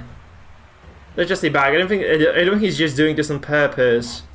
I don't think this is like, please don't lose my rank. Don't lose the rank. No, we lost the rank to a freaking server issue. We got shafted like 2 times today then, right? Ah, you have to do something about this. If you're like an engineer of a game and your game punishes the player for their opponent disconnecting or punishes the player for the servers being shit, you have to fix it. Or at least you have to remove the punishing factor, right? You just have to remove the punishment. It's not supposed to happen. You are not supposed to... Yeah, I'll remember this, Atomic, sure. You are not supposed to disconnect and lose points if this is the bug on the server side. Come on, guys. That's just unsavory. That's fucking unsavory. That's what it is. The ringmaster demands a challenger. Because I think at that point, when we DC'd, we had about 60% chance to win that. To be honest, we had about 60, I feel like we had about 60% chance to win that, maybe 50. Because we had like 0 damage sustained on these 2 characters. His Jester was about to get the first heart attack, and when those heart attacks just start piling up, it becomes a huge, huge issue for your opponent. Because you get like heart attacks, they start acting out, everybody's stressed.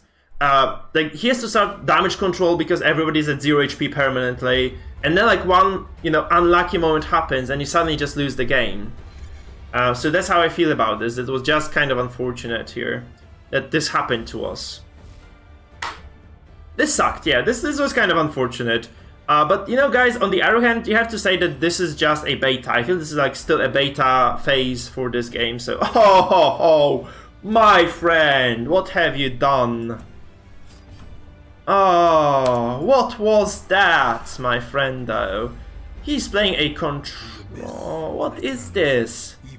I never understand these compositions, guys. I just, like, some of these strings just boggle me. Boggle my mind, just like... Oh, that's so much stress, actually. Because we did 16 stress, like, directly with the crit and the clasp. And we did 128 across the board.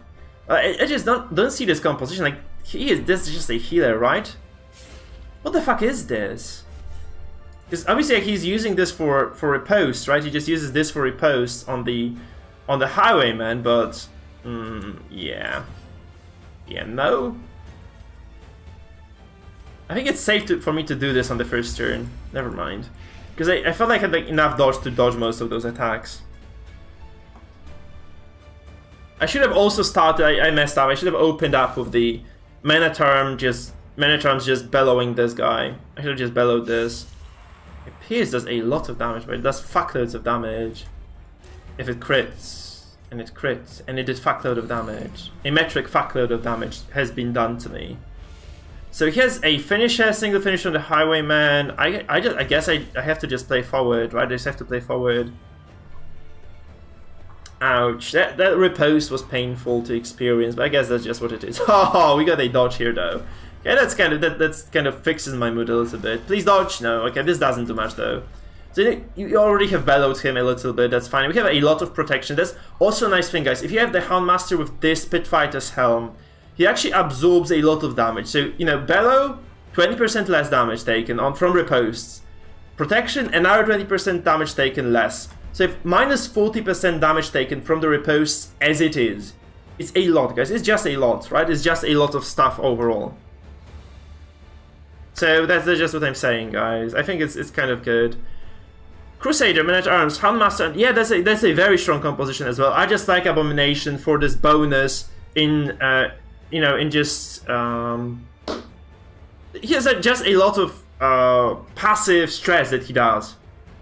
Like, if you think about it, it's like 260 stress damage over time for basically transforming, plus all the utility in the world that, you know, that an abomination actually has is absolutely huge, right? So you just have to keep this in mind. It's just a lot of stuff that you just get for free from the abomination, and then, you know, you just have this very tanky character as well. Like, we have like a lot of decent amount of protection here. 10% protection is good. He has high damage, very difficult to move him. Right, he has high blight resistance, and like a lot of characters run blight right now, like people run those shield breakers and stuff, so it's kind of good for you. Oh, we actually also backed out of this game. Oh no, we're also stuck in this game, because his timer is not moving at all. Look, his torch isn't moving. My god, this is so unlucky. Yeah, we have disconnected again. My goodness, that's so fucky today. What the hell is with the servers?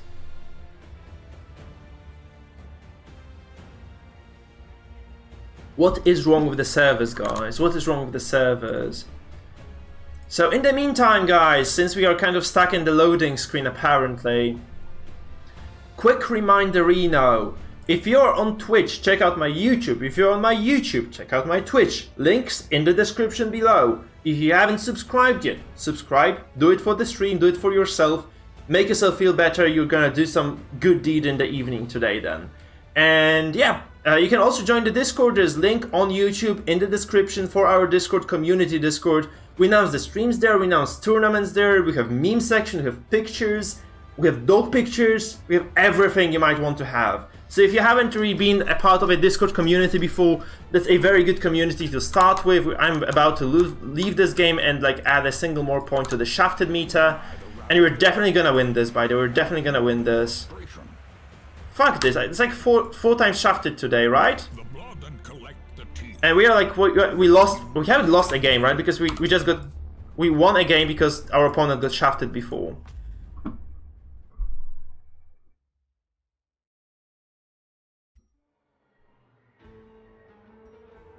Oh, there is no Discord command. Now I can give you the link though, because if you're on YouTube, you have the link in the description.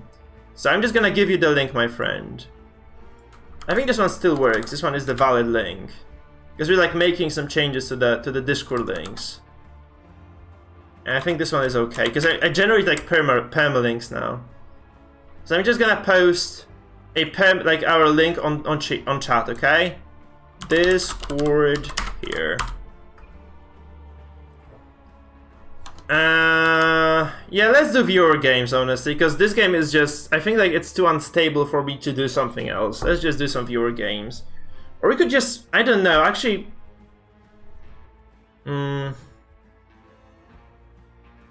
we could try some other games as well, maybe. Do you guys want to see some airtag? Because we kind of stopped airtag playthrough. No, it's gonna be too messy. Let's just do some viewer games. I guess let's just do some viewer games, because like, I have like 20-30 minutes more. And I have to go, so let's just play some viewer games, because it's just way too unstable. We're just losing points for nothing. Look, those were losses, by the way. We left those games, which our opponents probably DC'd from, and those are counted as losses. Actually, those are counted as losses. We lost one. We lost one to Fettuccine, by the way. We lost one to Fettuccine.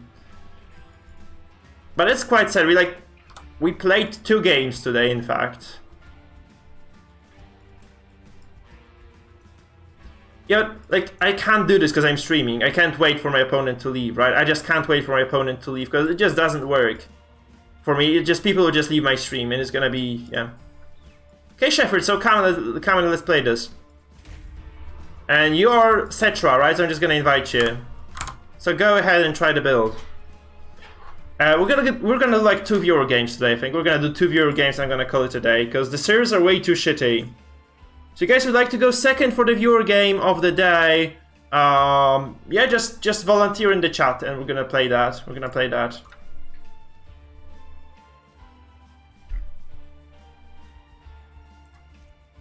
So come on, Shepard. Let's play...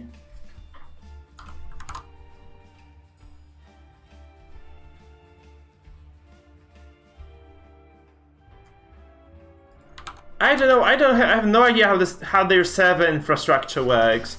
I just know it doesn't work correctly for now. You have chosen. So I can kind of try to hinder myself if you want me to, but it shouldn't matter really. Like trinkets don't matter that much unless you have like some very specific quirky build in mind. You should have most of the basic trinkets already that kind of are just usable. Okay, you're running this comp. Okay, that's cool. I did run this before as well. That's a very solid build. That's a very, very solid build. What do you have here? That's a riposte man-at-arms. Houndmaster with this damage versus marks. It's like a semi... That's weird. Why do you use this? Damage crit on... Right, that's weird. That's weird, my man. That's weird. Here's the snap. There's like no point for me to be trying to push this. Like, what, 30% chance for me to push? That's good enough. I'm gonna take my 30% chance. Maybe it works. Sometimes it works. Sometimes it doesn't. It does work now. Doesn't mean you shouldn't be trying this because it's like probably the optimal move anyway.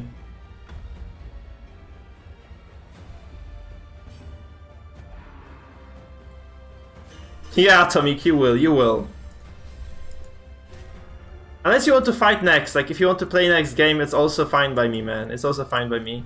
Hey, that's a weird composition. Like, is this stress? Because I have a strange feeling it might be slightly stressy. But that's like gesture. This is damage from the Houndmaster. I'm just gonna bellow you because I think he might be trying to do damage here. Shit, and I actually missed both important characters with this.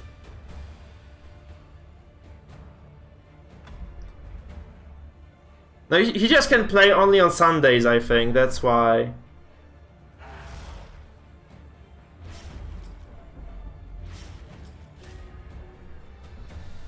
Okay, let's just drop the Hound's Harry as well here. I guess it's just an AoE battle here, really, for me. So I'm just gonna stack some stress, get some crits. Guys, actually, I was making a...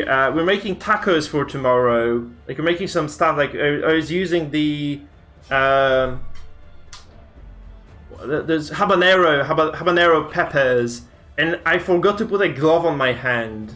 And you probably don't see this on the camera. It's, like, kind of red and it still stings. And I did the habanero, like, I did actually, like, cut the habaneros, like, God knows how long ago. Like, 5 or 6 hours ago. It's still kind of... You know, stings. Feels like a bee had actually stung me or something. It's kind of ridiculous if you think about this.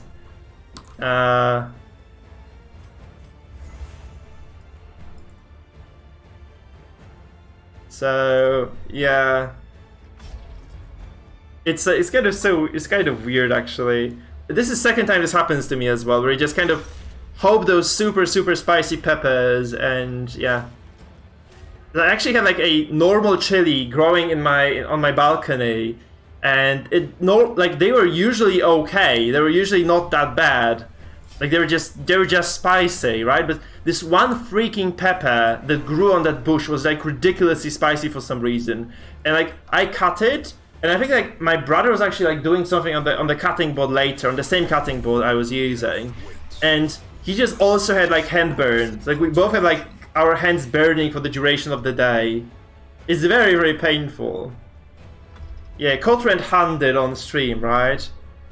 Cutting habanero peppers. That was really kind of painful. It's like it still hurts. Like I washed my hand very carefully, trying to remove that, remove some of that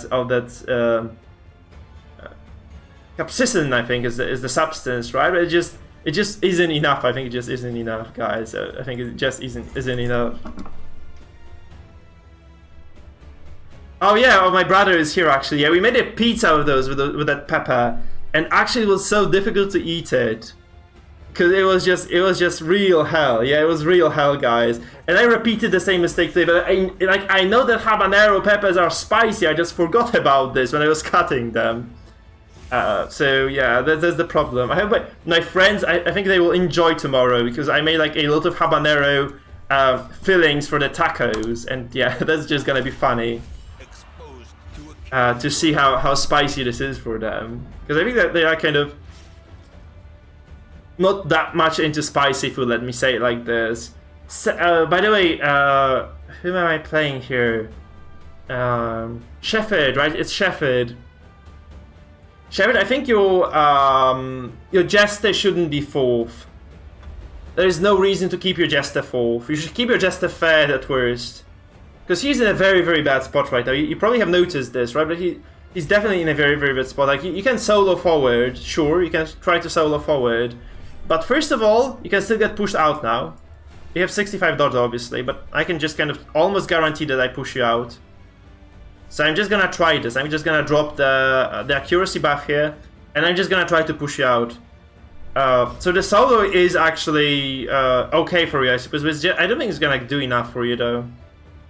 Because I just transform and push you out, right? So, and then you can't solo again, can you? Because it's most convenient we can like set it up like with the Derek stab anyway. Oh, I can't push him out actually. Fuck! I just realized I can't push him out. Oh my god, because I'm fucking dazed here. Okay, that's my mistake. I just lose this now. Straight up lose this. Fuck! Oh no. I have some protection here. And he has decent healing. I'm just gonna drop the heal here. Because I don't think he has enough damage. This is what's... this might be enough on crit, actually. This might be enough on crit. Fuck! Yeah, I know, but like... Is it enough, though? Is it really enough for you to solo? Because... Oh, fuck. This might be enough for him to solo, though. This might be enough for him to just do the thing, right? But every time you use solo, you just kind of lose your damage on the Jester. And if you go third with the Jester, man, you can spam the Harvest. And Harvest sets you up for those kills way better than anything else in the game. Just saying, I think this is just a... I don't think solo... I think solo is a bad skill for PvP. It just does a little bit of stress and moves you forward. And gives you a little bit more damage and gives you some dodge.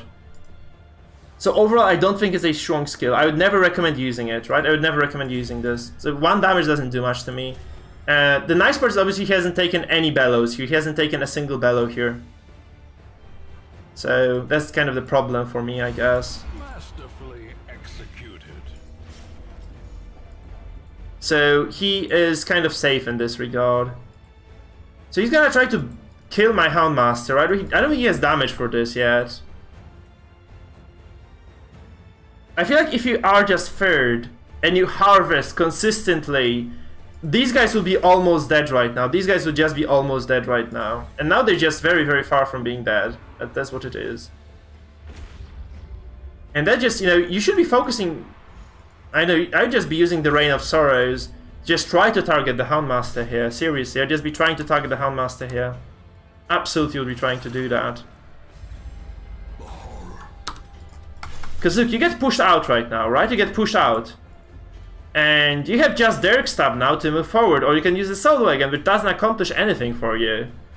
It's like a wasted move, right? It's a wasted move every single time right now. And I'm just gonna persevere through this. I'm just gonna survive this.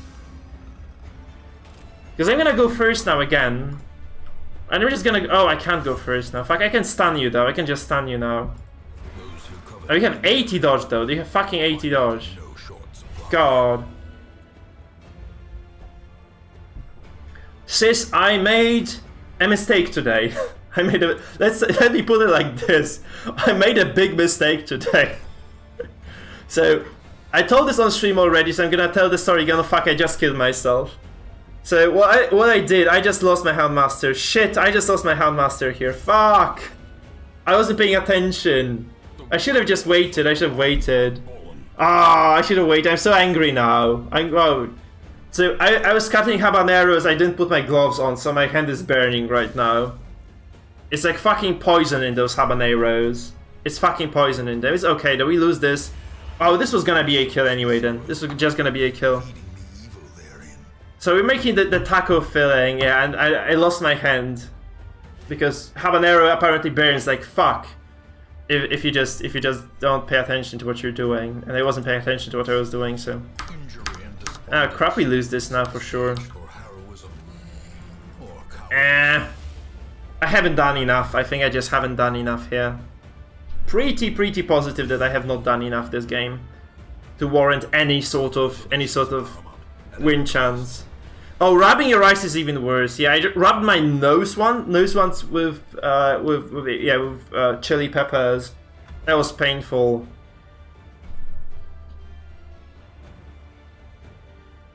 Oh, yeah, pouring milk on your... I wish I could see that. I wish actually I could see that. Okay, please do something stupid now. Okay, stress, more stress is Gucci. We're gonna lose this for sure now. Fuck. Man, I'm kind of sad about this. I think, like, there's just very little I can do here. I think I had a plan for this, just I was gonna try to stun him, I think. I just didn't do it. Was it because I think I got dazed, and yeah, that's it. He just moved me out of the beast form. Yeah, that's what happened, right? Yeah, see assist, man. Yeah, he talks a bunch, right? Just comes in for 5 minutes, like clicks in like 15 sentences and just pisses off. That's funny. That's funny to, like, objectively funny to see. No, did you DC? Did you DC, Shepard? Oh god, I think you're gonna win. Yeah, do you want to rematch? Because this was gonna be an interesting fight. I think the servers are shit today, though. I think the servers are shit today. We can play again. We can play again for sure. Shit. Oh, it's so unfortunate, man. GG. Let's play again. Let's just do it again. Oops. Oopsie doopsie. Yeah. GGG servers. Guys, you know what? Actually. Fuck it, let's just play classic. Let's just do like a single run on classic maybe, because I am like super discouraged. Let's play a little bit of classic DD. Okay, let's just play a little bit of classic DD. Unless you guys want to see like a single... I wanted to try Teamfight Tactics. Do you guys want to try... Do you guys want me to try Teamfight Tactics on the stream? Because we could do TFT. Let's do TFT. I just want to see how you guys react to TFT, okay? We're just gonna try it anyway. We're just gonna try it. A single game of TFT. So I'm just gonna very quickly change the things on my. So it's gonna be. Let's try TFT.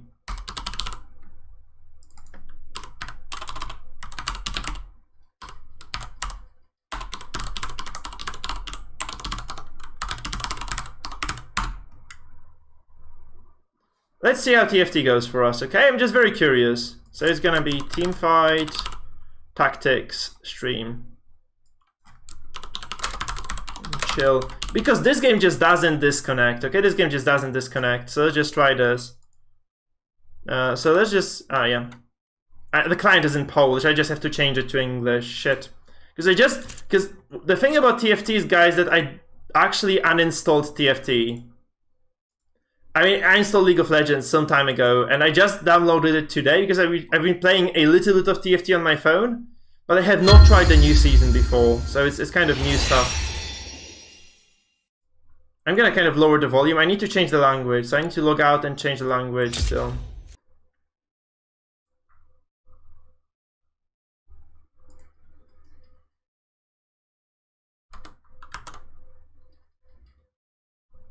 Where do I change language here, though? In the client. Son of a bitch. Can I change... How do you change language in League?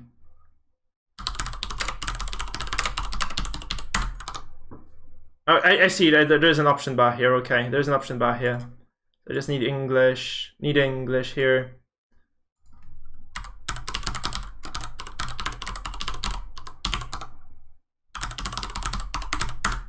Let's see how you guys feel about TFT.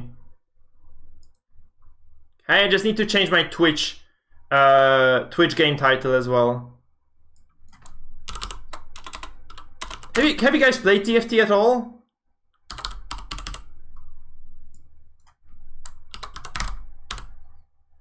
So let's just try. Let's just try TFT a little bit as well.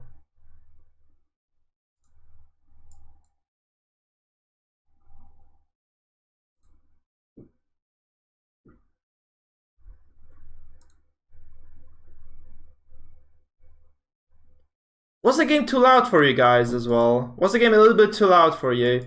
Guys, I'm like Diamond 2 in League of Legends. I just stopped playing.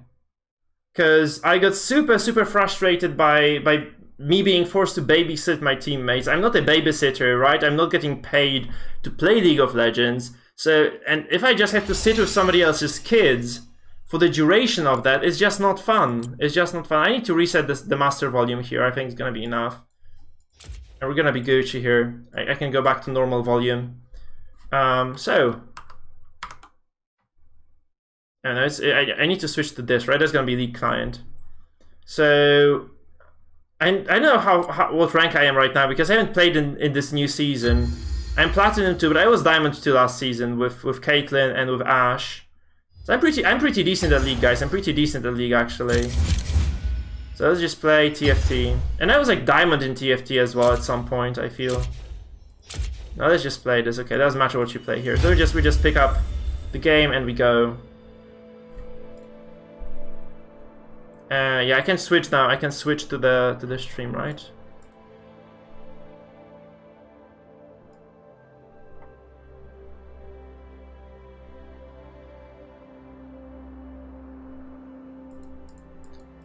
So no, it's okay, man. It's okay if you don't like League. It's okay. Actually, in my opinion, no, it doesn't mean no. It's not that it's free. Like, StarCraft 2 is free and it's very fun to play.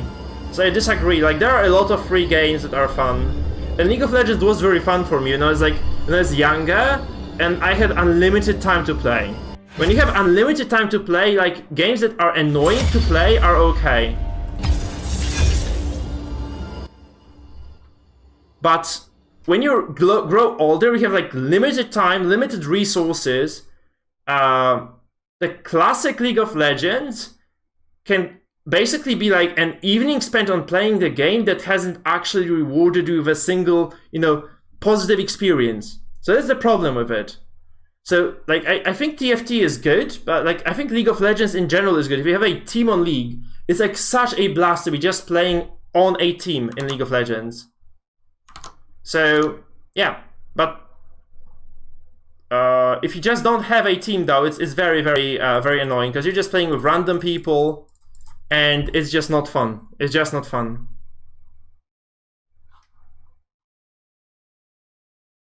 It's like League isn't a game for everybody, I think, and I'm just one of those people for whom the game is not designed like directly for.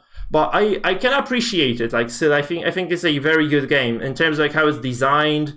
I mean, the champions are very fun. The map mechanics, macro play is fun in League. Like, if you have an organized team, you always have a blast in those games. Seriously. And microtransactions, like, there is nothing there is no pay to win in it. The game has to be like funded for something, because you cannot blame a game for having microtransactions. Unless they kind of influence how the game plays. Which, is totally not the case here. Because you can't win. Like, you can't gain additional wins. Like, you can't improve yourself by buying things in League of Legends. This is all just purely visual stuff. So, honestly, I just don't mind this at all. I think it's pretty great. Why can't this hold an item? That's funny. Why can't this hold an item? So, I feel like it's actually pretty good. I don't mind this at all. Like, unless microtransactions provide you with direct benefits, it's fine, because the game just has to pay for itself. How is the sound, by the way, for it? Because it's quite quiet for me, in fact. It's pretty quiet for me. Okay.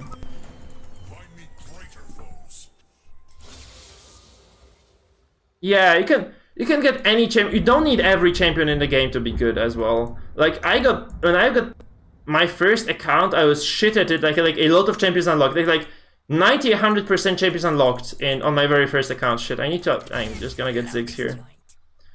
Or just Yasuo. Shit, I don't remember what these characters actually do. I just need to read those descriptions. But honestly, yeah.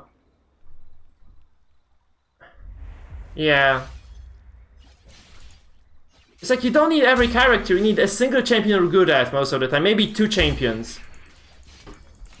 It's like, I don't know anybody who's really good at League of Legends, like, and plays more than 2-3 characters.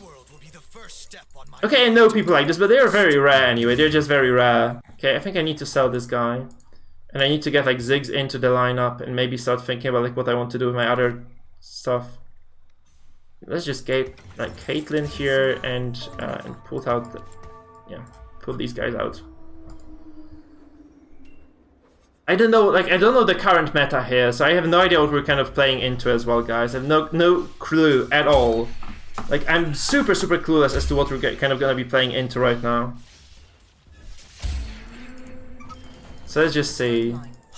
Because TFT has shafted us way too much today. I don't think it's worth kind of, you know, losing your attention and wasting your kind of patience on League. I mean on Circus. So Darkest Dungeon and no go for today. So we'll be testing other stuff today. Let's see, we can... How much time do we have now? Oh, this is like a PvP stage as well. Shit. That's bad. Because I only have one silver character. Should have probably leveled before it as well. I should have just leveled before it. Our opponent has not leveled either, so it's actually fine.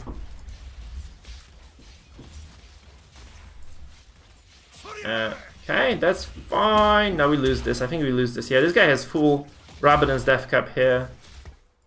I don't know what items are actually strong right now either. Shit, this is gonna be pathetic, guys. This is gonna be pathetic performance by me. Like, but you can't say like a game is shit because it's pay to win or something. Because it has microtransactions. You can't say a game is shit because it's pay to win. Right, so pay to win is bad, but microtransactions alone, they just keep a lot of games free. And this means like if you're, you know, if you don't have money to play, like if you don't have money to buy games, you can still play it. You can have like shitloads of fun. Because I swear, like games like League are really fun to play. I need rebels, I think. I need rebels. I just don't have any rebels. I should also just sell this, buy XP, and just put somebody else out there, I think.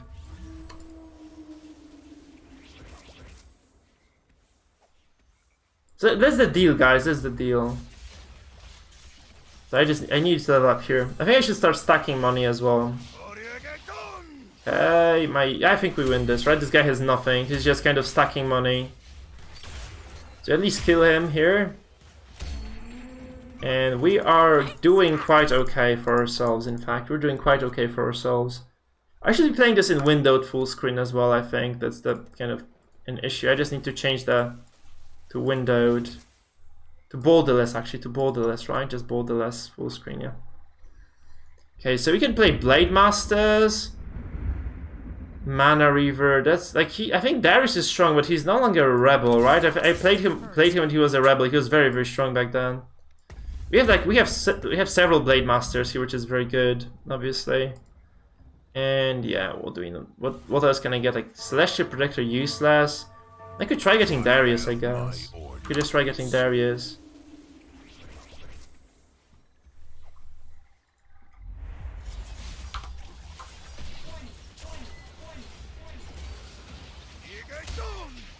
Okay, yeah.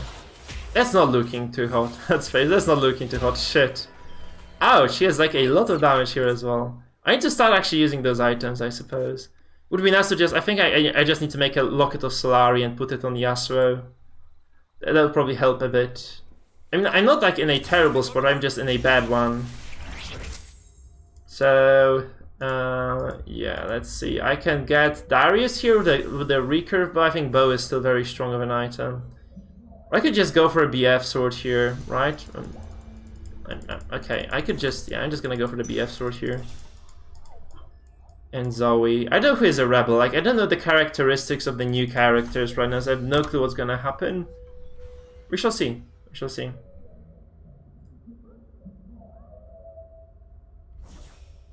So have you guys played League of Legends before? Like, have any of you kind of enjoyed this or got into high ranks? Or no, any counterparts of League, like for instance Dota 2. Which I hear is also a very solid game overall. What do Space Pirates do? Criblo, there is a chance to drop extra loot. And Mana Reavers. Maybe you could try this, but yeah, we have like Graves, Ilaoi. We could try maybe to go for that, or we could just sell some characters and just start stacking up money for the future reference. You know, that's probably a good idea to just do this. Oh, fuck. I'm just gonna put the BF sword on her. She gains she also scales with the. Oh no, that's bad actually. It's a bad combo now. Ouch, shit, we lose this again. Fuck, we're gonna get smashed here, totally smashed here. We have no solid front line, I think that's the big issue. Yeah, I went for TFT indeed, yeah, because, like, the game was very unstable. The game was very unstable today, like, the, Darkest Dungeon service was shit, so I just had to switch for something, right? So I figured it's not a bad idea to just go for... Okay, so we can't have rebels actually unless we level, so we're just gonna level here. And I'm just gonna drop this Solari for the Yasuo here, so those guys get some bonus defenses. No, that's wrong! Fuck! I should have just... Oh, I didn't realize... Oh, fuck me. That was terrible.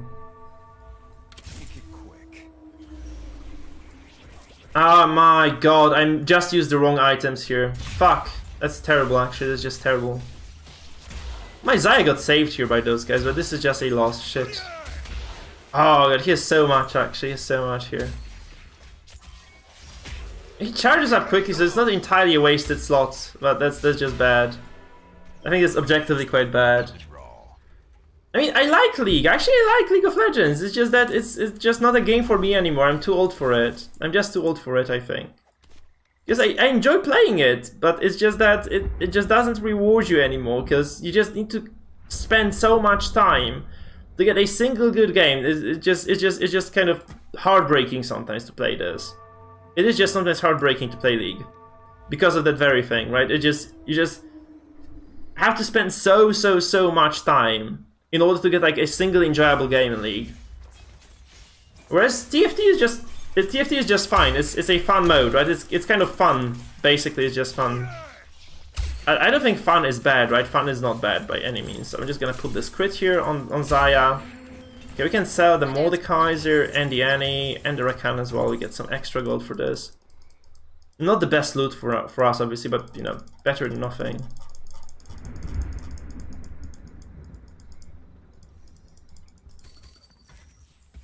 Okay, we get some extra money now. We have like a Xayah more, Battlecast Cassiopeia. I don't know what Battlecast say. I think it's okay if I just kind of stack money up now. Those guys are not really doing that hot either. And these guys have like, this guy is already 50 gold though. He has invested a lot and he's winning as well. That's kind of sad for me. Do I have like single item slot now? I could just stack another sword here and just see what happens. But I'm really looking... I really want to have like a spatula and just kind of try to upgrade my stuff a little bit. Okay, he grabs Caitlyn, that's fine. So Xayah should be... Oh no, Xayah, don't die. Okay, Xayah saved. Oh fuck, that's not enough damage. Not even remotely enough damage there. Fuck. Oh, we're getting hardcore rammed here. Like 4 losses in a row is not good. That's no bueno, guys. That's no bueno.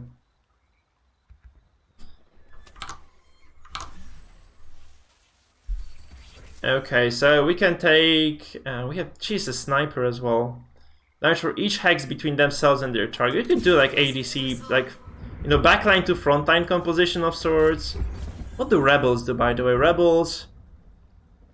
Yeah, shield and bonus damage reach adjacent level. The shield lasts for 8 seconds. This could be good for tanks, right? Just kind of stacking them up.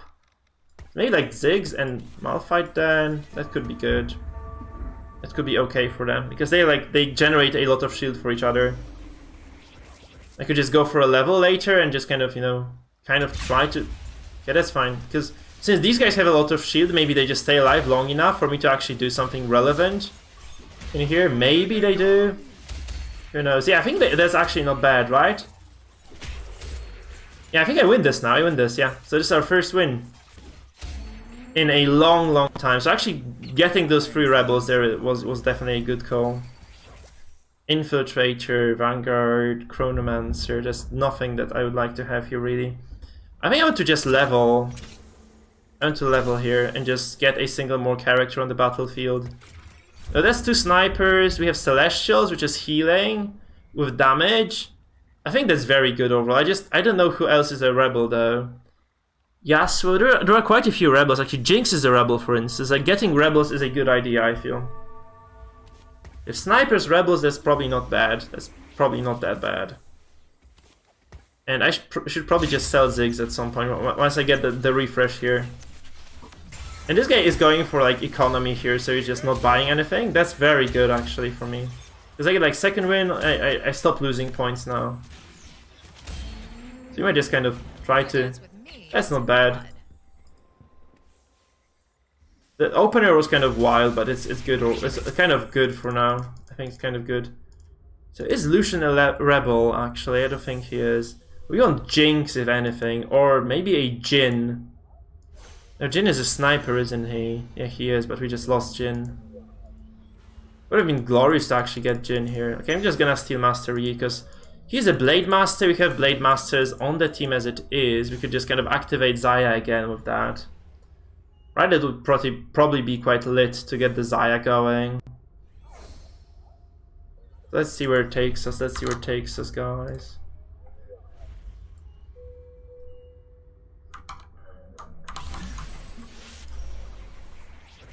And yeah.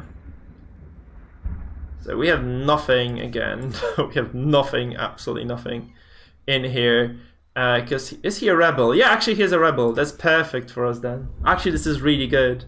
Because we have like everything we needed in a single package then. Contributing to a kill gives you some extra.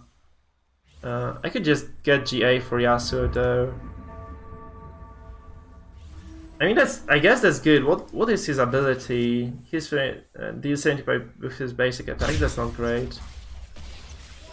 We have Blade Masters, we have Rebels. They're like that's kind of probably maybe good, maybe won't be because this guy has like super stacked team actually. Yeah, he just spent all his money, right? He has 0 gold, so he just spent everything to kind of stomp his opponents, and it pays off for now. But like if you invest so early on, you just kind of lose later, though. I think you just lose later. So it's fine, I think it's okay. I want a sniper comp, like that would be good to have a sniper. Zed is Rebel and Infiltrator. I don't need Infiltrators, I think I just don't need Infiltrators at all.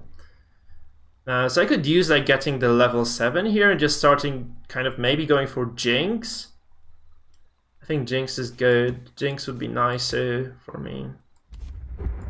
So, yeah, Fiora is probably garbage. Like I should just definitely just dispose of her as it is. It would be good to make like a, you know, an ADC into a Blade Master though. I'd need a spatula for the and a bow I think as well, which is funny. Okay, please Ash, fire an arrow. Nope, you didn't fire an arrow. Oh Xayah, don't die, don't you die on my... Oh Jesus, so close. Nope, nope, no, that's not enough I feel. Oh, he actually survives. Oh, she... Come on, Caitlyn, nope, Sacred Blade, I don't think there is a good replacement for Sacred Blade on the Crusader Man. I don't think there is a good replacement. I think it's ultimately a very strong item. And I feel like the Virtue chance it has and the stun bonus, unless you're playing if you're playing Stress Crusader, you don't have to be using this obviously, but overall I would always use it on other characters. That's basically the only reason for you not to be using the Blade is if you're playing Stress. Because the stuns are just... In the stun comps you just need to have this. Okay, I'm just gonna level this. Because I just want my bonus characters here.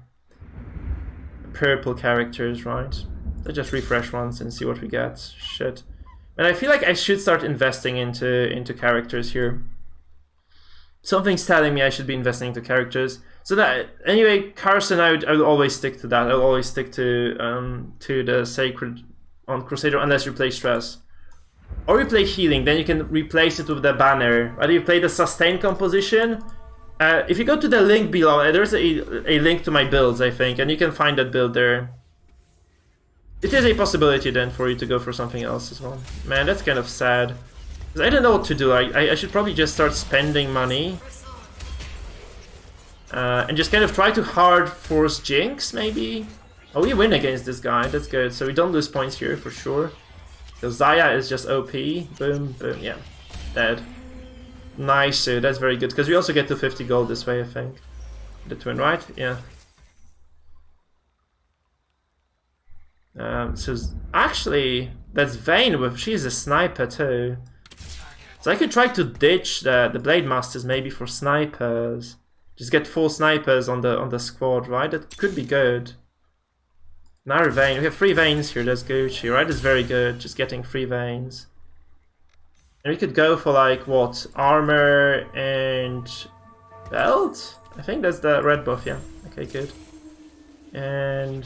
I could get her like a BF sword. And this is gonna be pretty sweet, I think. Just stacking the mana here. She's gonna be indefinitely in ult.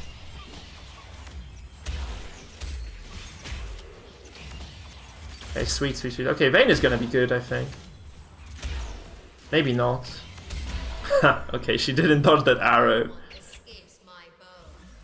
No, I changed... Jiggy, I changed the title. Maybe YouTube is taking extra time to update. Darkest Dungeon is having serious server issues today. So I think it's we're just not gonna play Darkest Dungeon for you know, the foreseeable future, let's say. Like, I mean, not foreseeable future, for at least... Oh no, I rolled over Ashe as well. For today, we're just not gonna be playing that for today, because it just doesn't seem to be paying dividends. We just get DC'd every second game. That's a small issue I have.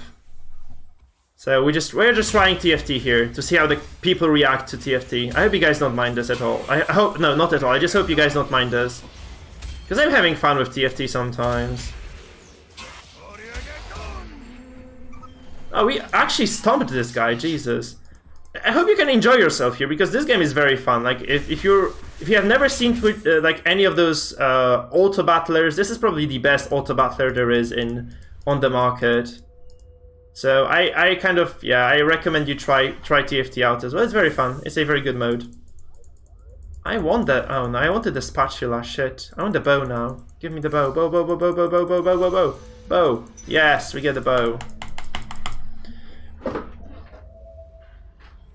I recommend that you stick around nonetheless, because, you know, TFT is fun. It's just fun to play. I think it's quite fun to watch as well, even if you don't really know what's going on.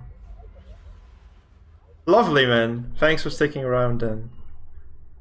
Yeah, the TFT is good. I think I got bored of TFT very quickly when I actually played a lot of it first. You know, let's just go get the level up here. Because I can get to 20 gold anyway. And this is just some extra money. What does it? Where it takes damage or inflicts a crit hit, they gain 2% stacking damage bonus, stacks up to 50. She doesn't crit. Fuck. Do I sell Xayah actually? Do I just sell Xayah here? Because she's not a rebel, she just Celestial, and we lose Celestial then though, we just lose Celestial then. Fuck, that's hard actually to make those choices. Oh, I could have put another character on the battlefield as well. I mean, it just auto put out another Ashe. And how am I not getting Jinx? Oh, Vayne, Vayne, Vayne, how are you still stunned?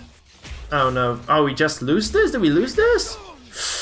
Oh, we actually won this, my god. Poor Mate, look, he spent all his money on getting those characters, he still loses, you know, barely, but still loses anyway.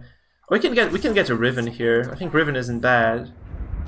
So you can just get like a Blade Master, Chrono as well, which is good, because we have like 15 attack speed every few seconds. It's very, very nice for us, because we just want some extra oomph, right? I should start refreshing as well. I just need so many characters, in fact. So, oh, Tito is a sniper. Okay, let's get Tito then. Oh, I should have just got Tito out of there. Let's just use Tito and see where it takes us, really. I can sell Xayah as well, just move that Blade Master item to somebody else.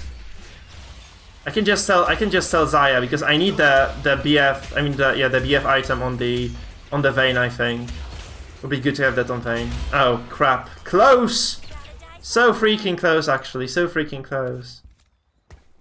Come on. Okay, 2 Vaynes here actually. Shit, I didn't notice this. Almost missed out on double Vayne. Irelia isn't great, right? I think Irelia isn't great overall. So we get a Tito in place of Xayah. We lose Celestia, which is healing.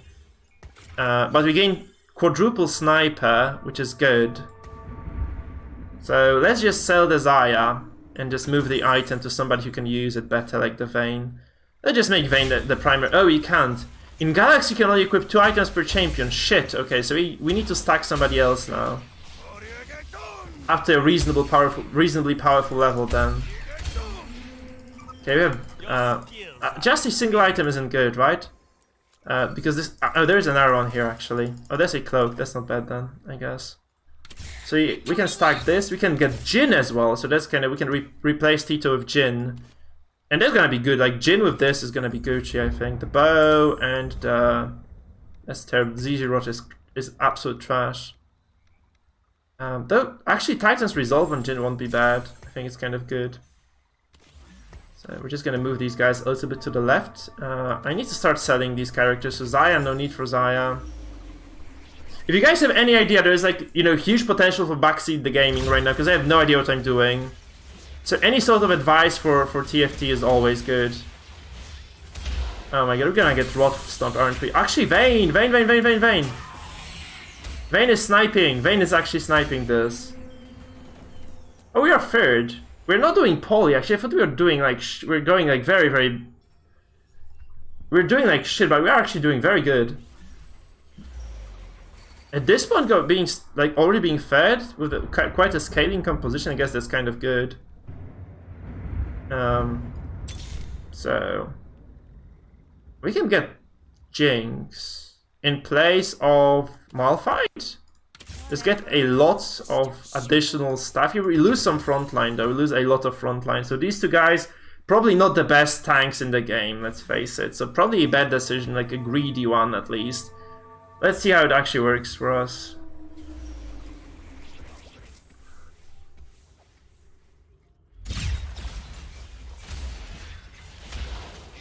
I mean, the Kate, I can just ditch Caitlyn for Tito, right? Maybe that would be... man, we just got obliterated here. We just got obliterated because this guy has like a lot of damage overall. Crap. I just got destroyed here. I need another Vayne. I need to have like some sort of a level character here. So we definitely ditch Caitlyn for Tito. And we roll? I guess we just roll. We just try to roll something nice. Because we are kind of close to Vayne, I guess. Seraph, nope. Oh, we rolled over Jin. Fuck, we rolled over Jin. No. Why doesn't it highlight anymore? We have double Vayne. Bad. We rolled over Jin. Yeah, Vestal is very strong because there's like, we have a stun meta in DD, right? So everything that stuns is gonna be strong naturally. Oh, we're just gonna get destroyed from now on. Fuck. Oh god, I need some sort of... maybe Zephyr would be okay. We just don't have a frontline, that's my mistake here. So we're just gonna lose this because I didn't get enough frontliners. I just went for too many damage dealers. Did I just crash? Come on, did we just crash out of League of Legends? What the hell is going on? Oh no, we crashed. So these things continue, guys. These things continue. Holy shit. Can you believe it? We escape these things, go to League, we play TFT, and these things just come back for us. They come haunting us in TFT as well. That's so funny. Oh, I don't believe I picked any character. Yeah, I didn't pick anybody. Oh, wait. So we sell the Wukong. So the Bonobo, oh, I bought XP as well, that's bad. That's negative gaming, guys, that's negative gaming. What do we have here? Nobody of value, really, so... I mean, I can just use this. One of the following, that's terrible, but whatever. I guess I'm just gonna put the Zephyr together here. I just put together the Zephyr here. We just have nothing, we have no frontline here. Yeah. So... the thing is, like, League crashes, that's normal. Okay, maybe we win against this guy at least, so maybe we don't drop out of the game yet. Oh no, we actually lose against this guy, holy shit. Oh no, this is going so well, and then he just AoE drops on us and we lose.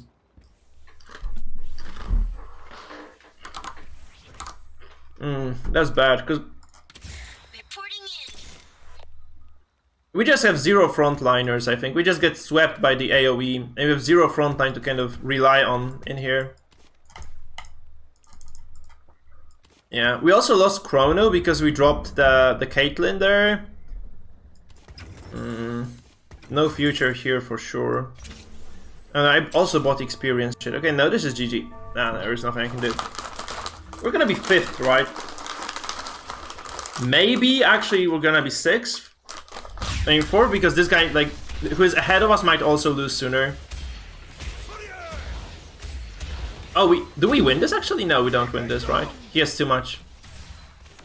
Yeah, we just don't win this.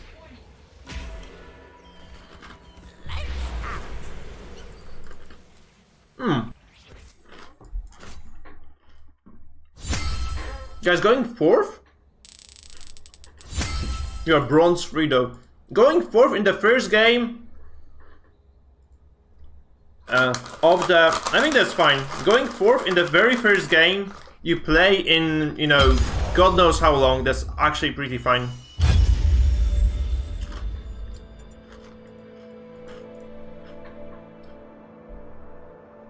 It's funny they actually... Okay, so what Space Pirates builds? So what should I build with Space Pirates? What goes together with Space Pirates well? It's funny because I was Diamond before. Like the season before, I was actually Diamond.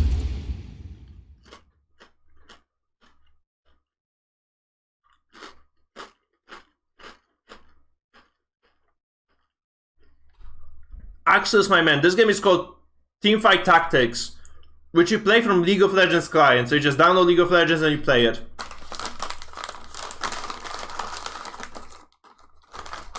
And it's good. It's very good. It's very fun. It's also kind of... It's very chill. Actually, TFT is very, very chill.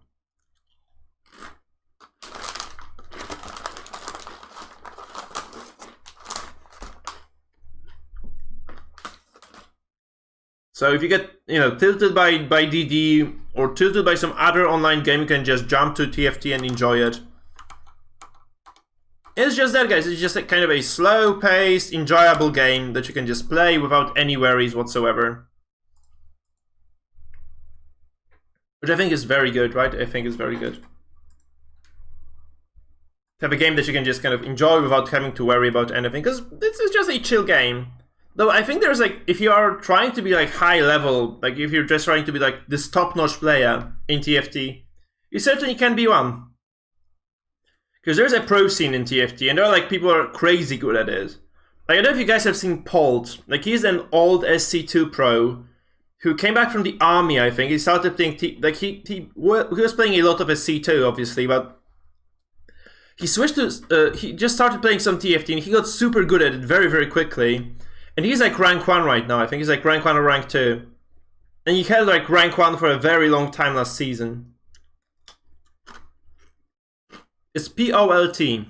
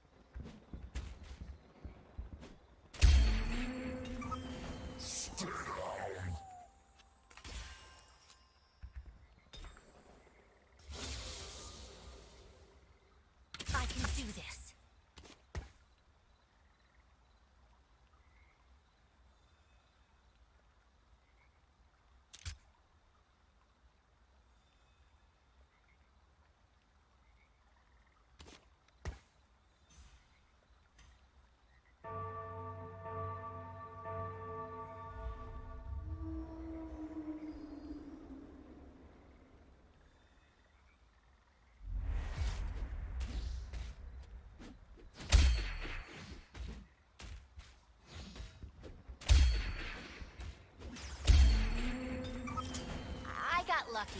You'll get me next time. This world will be the first step on my road to conquest. Oh, yeah. I had to mute the mic because I was eating, and I think it's like the microphone is very good at picking up the sounds of me eating. Like, way better than picking up the sounds of me actually talking. So, yeah. Here we are, back with it. I misclicked at the very start, actually. I meant to click the Graves. I picked the Malphite, but it's actually very nice. I think Malphite is a strong character. We get a Jace for free. Pirate, so we might just go Space Pirates, as was advised by someone. So we'll just try this, guys, we'll try this.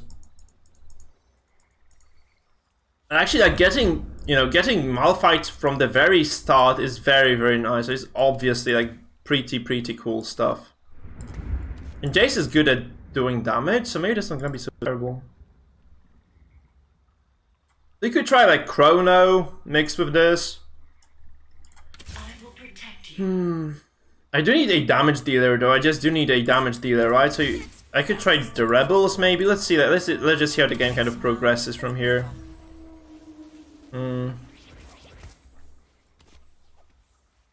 Immune to crowd control, that's useless.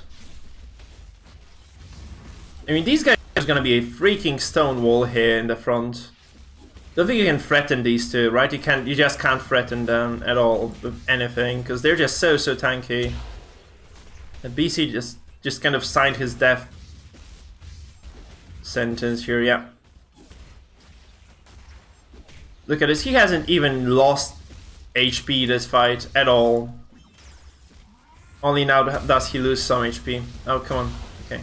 Yeah, Malphite just smacks this guy until he's dead.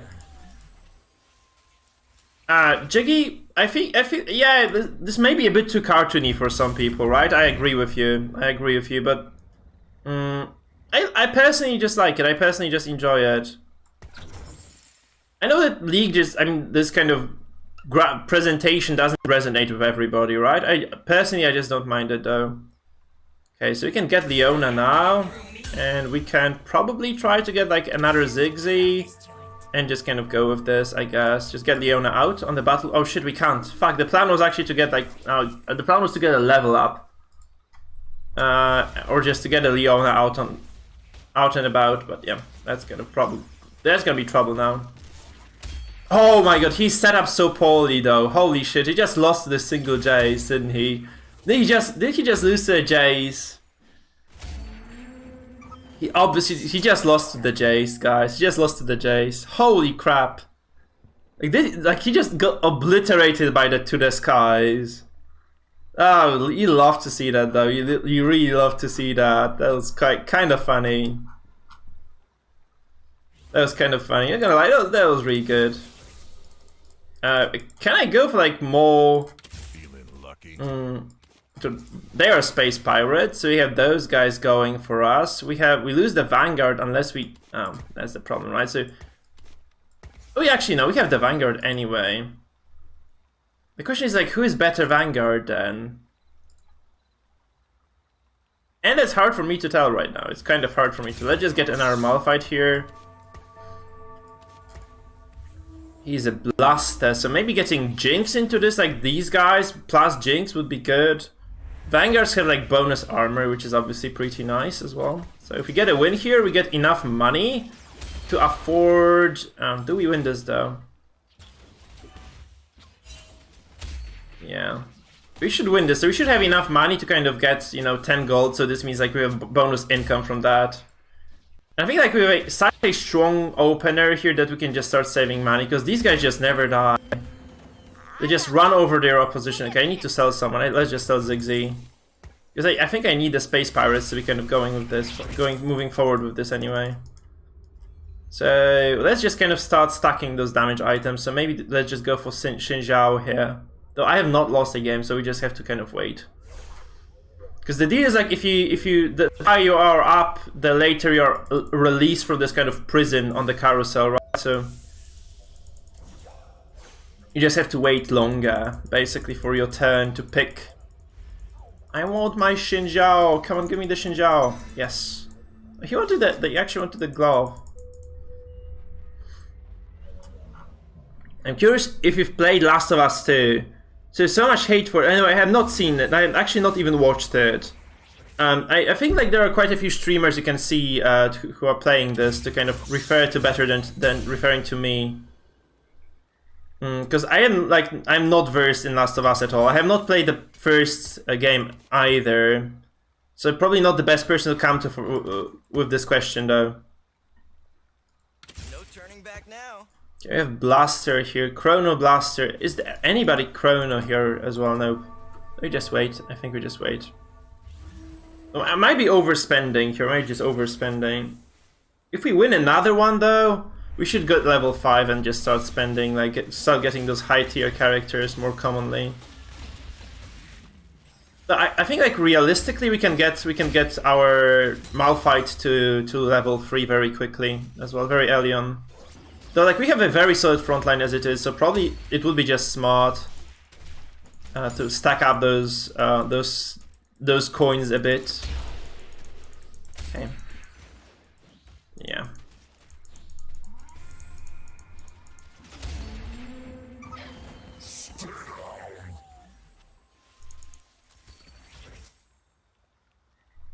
Oh yeah, moving a leper can destroy you, seriously. That's true, that's true. Like, moving the leper is the worst thing in the world that can happen to you. Like, your leper being moved, that is. Your leper being moved. Okay, so... I guess I have to level now anyway. Let's just maybe... I don't like Ezreal. I think this guy's gonna be better. He's a blaster as well, so just do it like this. Let's get these guys. Maybe I can just start stacking some damage on the Kog'Maw as well. Just, I don't know, get the Giant Slayer. It always works nicely. And he gets this bonus, right? He's like, this is like the Kog'Maw of your dreams. Where... yeah, he just does a lot of damage overall. Here. I think he should be fine. We should be fine here. Although, no, he has so much to stay. Oh, we're not gonna be fine, are we? Shit. Come on, Coggy. Shit, that was close. Ah, we lost our streak. We lost the streak. We lost the streak, guys. Yeah, like, movement is like the bane of Leper. I think that's why Leper is like one of the weakest characters in the game overall. Just because he just has such a huge weakness to movement, right? He just has such a huge weakness to movement. Okay, let's see what we can actually build out of these. Because I don't like what we have here right now. I don't think I can use these together with anything. This is useless. And this is useless as well. So let's just wait for some nice items. This is like super high RNG still, I think. Like in those stages, like where you have monsters you're fighting against, they are super unpredictable. Like very difficult to tell. Okay, that's Astro Vanguard. We got Darius though. That is very good with this, right? And we get some extra money as well, so you don't have to sell anyone. You can just kind of chill and wait for the next turn, and we shall see what exactly comes out of this now. So we have Darius 2 actually. This is very nice. It's like we lose the pirate. No, what do we lose for this? We lose blasters. We have the space pirates. We lose the blasters with Graves. We need like another pirate. Who's the fourth? Oh, you can. You need a gangplank because you know purple tier. It's gonna take a while to get him. Yes, Nautilus also looks quite decent actually. Astro costs 30 less mana to cast. That's useless, isn't it? If you have the bonus, it's kind of okay though, I guess. But you need 3 Astros for this. I don't think like any of the Astros fits into my composition specifically, so. Nope. I'm gonna take this this Poppy though. Okay, so Darius gonna be a very strong character here. I think I should be putting more eggs in the Kog'Maw basket as well. Because he's just, yeah, I think, yeah, look at this. Oh my god. You gotta love your Dariuses though, you gotta love your Dariuses.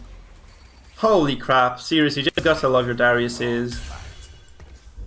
So Space Pirate Blaster, Space Pirate Vanguard. I think Vanguard is great. 125 armor is really high. I mean, why not get... I think I'm just gonna get the level up here, just get the Graves on the board as well.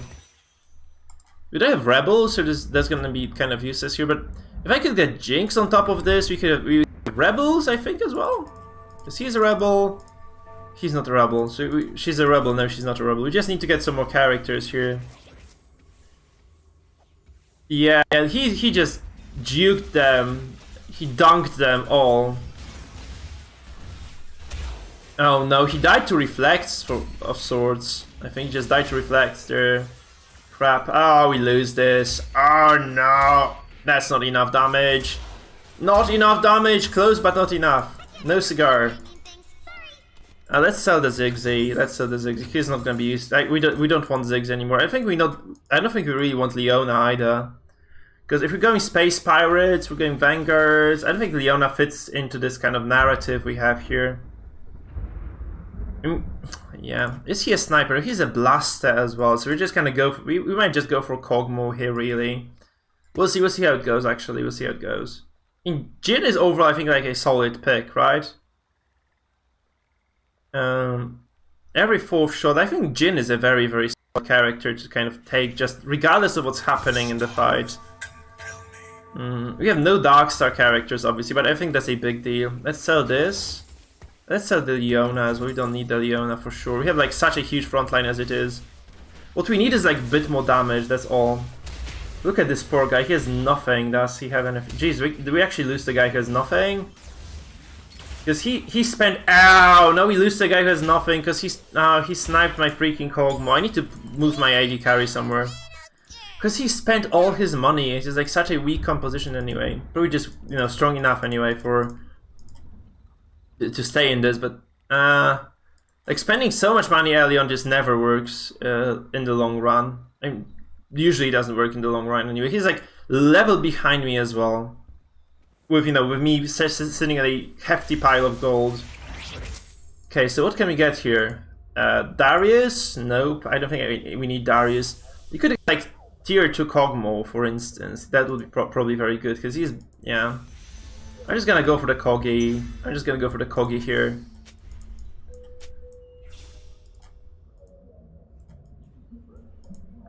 Just because it's so close to getting Kog'Maw free this way.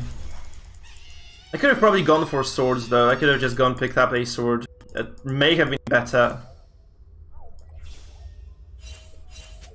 Honestly, it may have been a bit better. Okay, so let's see what we get a refresh on. Now we actually can ditch the Jace. I just realized we can ditch the Jace, just run double Kog'Maw even. We don't have Kog'Maw 2 at all, actually. This is our Kog'Maw 2. Shit. So we could run Jin. I can just sell this actually, just run this on... Let's get this Kogi some sort of love. This is useless for him. Head of Justice kind of meh as well, so let's just kind of stick to what we have here. We don't need the Jace, do we? I mean, he's the Vanguard though, that's the problem. He's Vanguard, so we lose this kind of a nice buff from the Jace's Vanguard. Bonus. So maybe it might be a better idea to just ditch the Jin for now and just get the Jace, because Jace was doing so much damage for me. Actually, yeah, I think Jace was better. Shit, we're gonna lose this. We lost much armor from Vanguard, because Vanguard is huge actually. This 125 armor is already very big. We just lost our like frontline, power play. Let's get the level up as well, so that we can start rolling for Jinx maybe. And yeah, let's try to get something. Let's just roll a little bit now, because I think we can roll a bit now. No, fuck, I didn't mean to do that. Okay, we get another Kog'Maw here. Jace, please, no Jace. Now it also filled this character automatically in. I'm not that great at this game yet. I kind of need to wake up. Get my play.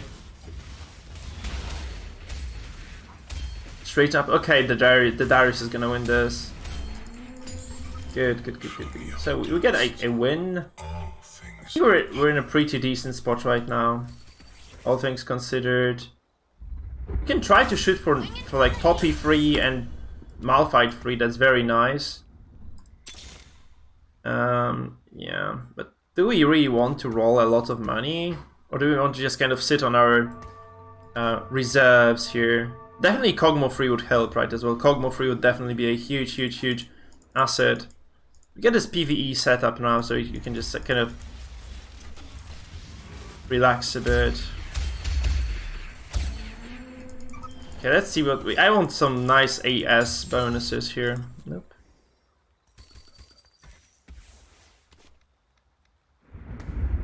Oh, there is another item here. Maybe a bow. Yes, that's actually a bow.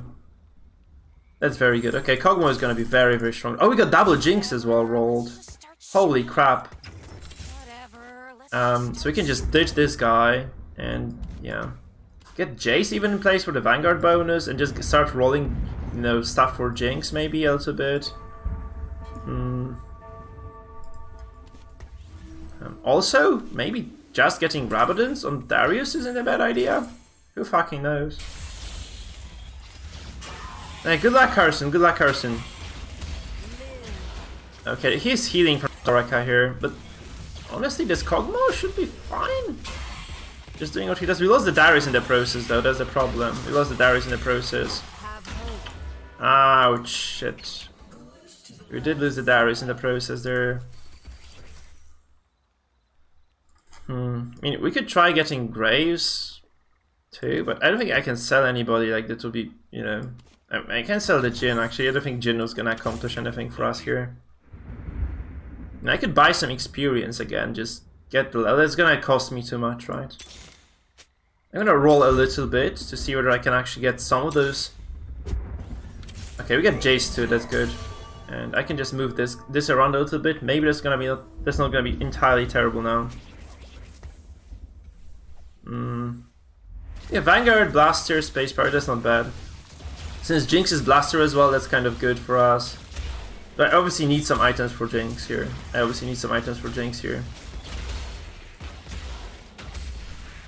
We win this now. Actually, Darius actually carried this, because he ulted a lot of people.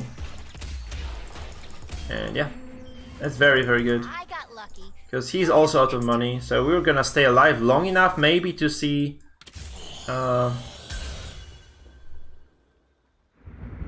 our enemies just falling. Okay, Cybernetic, and I don't like the Delusion that much. It would be good to have like more blasters.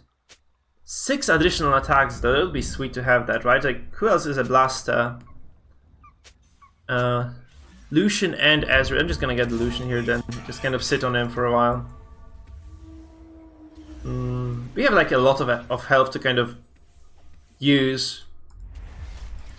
That's good. The Vanguards also give us like a hefty bonus, like survivability is huge with the Vanguards, I think. We don't win this though, we don't win this again. Those guys have just so much damage, holy crap. So they're kind of using those Spears of Shojin to... No, this Spear of Shojin to reset the cooldowns. I think the Victor just does a lot, right? I don't know what dealt damage to me, but I think it was the Victor mostly. And I need some sort of sustain for my Darius so that he can actually do something nice.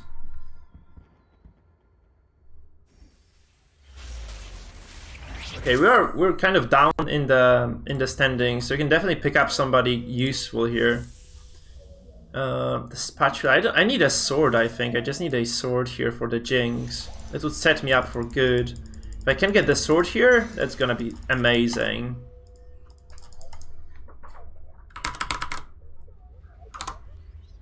Yeah, let's see where it actually goes now.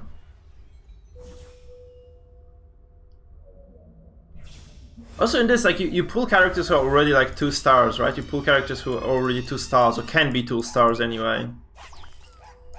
So, it's very easy to fight. Yeah, it's super easy to fight those characters. I agree, man. I agree wholeheartedly with you. That one. It's super easy to fight those two. Okay, I need to actually start refreshing a little bit again. Or you know what? Maybe I should just get that level and just try to push up for another level. Risky stuff.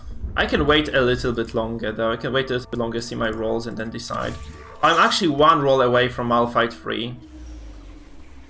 It'll be so good because like having a dedicated tank is just huge. I think it's just huge. Hey, Jinx is gonna start smashing those nerds right now. Jinx, go! Oh, we don't get this actually. Shit. Oh no. Come on, I need the Malphite free actually. I need the Malphite free, and you also need to kind of distribute my characters around a bit. I need to move my characters a little bit more than they are set up right now. I have so much money though. I think I should just start rolling. I just need to roll, like, get a couple of characters out of the rolls. Darius. I don't think we want Darius. How far are we from PvE stage actually? We're close to the PvE stage. So I'm just gonna sell these. Maybe roll a... No, I'm just gonna keep my money and just gonna level. I'm gonna level after the PvE. And then we'll just roll all our money and try to get some decent upgrades for the characters. I just want to see what kind of comes out of this like PvE after this one. So we probably lose this fight, and then we can kind of invest a lot and potentially get just very strong, right? Potentially just get very strong. I need to also start running something that counters Blitzcranks. Oh god, this Darius. This Darius almost got the game for us. He almost got this. Oh shit. That's not such a hard defeat as well. That's not too painful. So now we get Malphite free. Holy shit, we just got Malphite free. Just like that. I think it's fine if we just put the Graves here. So if the Graves gets pulled, we just kind of don't care that much as well. So that's actually very good for us, because we just need the Jinx now. We just need this another Blaster as well, maybe. So we just get like Lucian here, and we're gonna be Gucci. Or maybe just getting the Gangplank would be great, right? Getting the Gangplank would also be great. Oh my god, that's so much damage as well. Okay, we get a recurve bow. That's very nice. We can get Ginsus for the Jinx. Yeah, these things, like, I think today is just a very bad day to be playing that. I'm gonna get the oh god, Battlecast Protector, Battlecast, magic damage to nearest enemy. Okay, I'm gonna get the Ergot actually out, and we'll see how this goes. So I need to buy XP. No, I need to actually refresh a lot. Get the Jinx going. Oh shit. Let's see. Actually, I want to get these nerds first. I mean, I could just replace the. Oh, I could just replace the Poppy. I think I just replace the Poppy here. No real harm done if I were to replace the Poppy here. Come on, no, we lose this actually. Oh fuck, and 2 clamps up, I think. We lose to an AI as well. We don't lose to a normal opponent. Shit, I thought we were doing great. We're just gonna lose this, I think, now. Oh no. Ah crap, I just need to roll all my money now. I need like more frontliners, maybe. So let's just drop the Space Pirates. Okay, let's get the Lucian here. I also need to get the items on the Jinx. I need to get this and this. Just spread them out a little bit more. Okay, I need to refresh a lot and just hope we get the characters we need here. Okay, Lucian. I have no idea what I'm doing, honestly. There's just not enough time for me right now. I'm just too slow. Oh fuck, we would have had like Kog'Maw free if I were a bit faster to reroll. We should be able to win this though. We should be able to win this, yeah. Jinx gets it, yeah, okay. So Jinx saves the day, and now we have Kog'Maw free to kind of carry us through this. That's gonna be okay now. Okay, that's very good. That's very good for me. Paragon, that's used. I don't think we need Janna at all. So, I mean, I can just get the Claw on the Malphite, but do we need the Claw though? Do we really need the Claw? Because most of the enemies are using physical attacks, I feel. Anyway, they're mostly using physical attacks.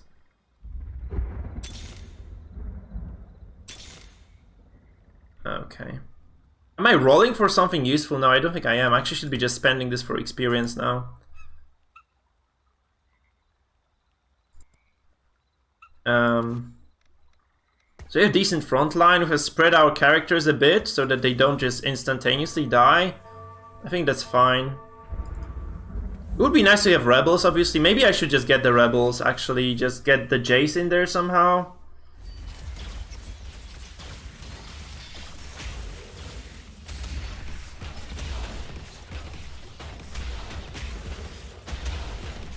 We're out of this actually. We just lose now, don't we?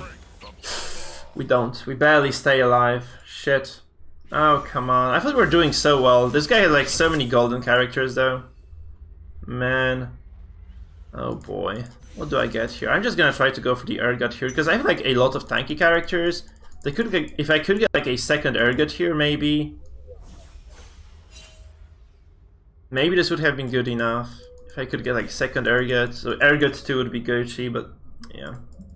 Probably unlikely to ever happen, right? Probably unlikely to ever happen. Because I think we lose to most of those guys, actually. Because this guy had like 4 golden characters.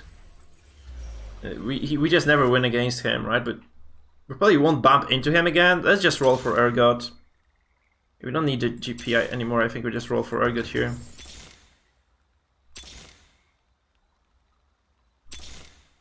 Okay, we got Urgot. Okay, that's very good.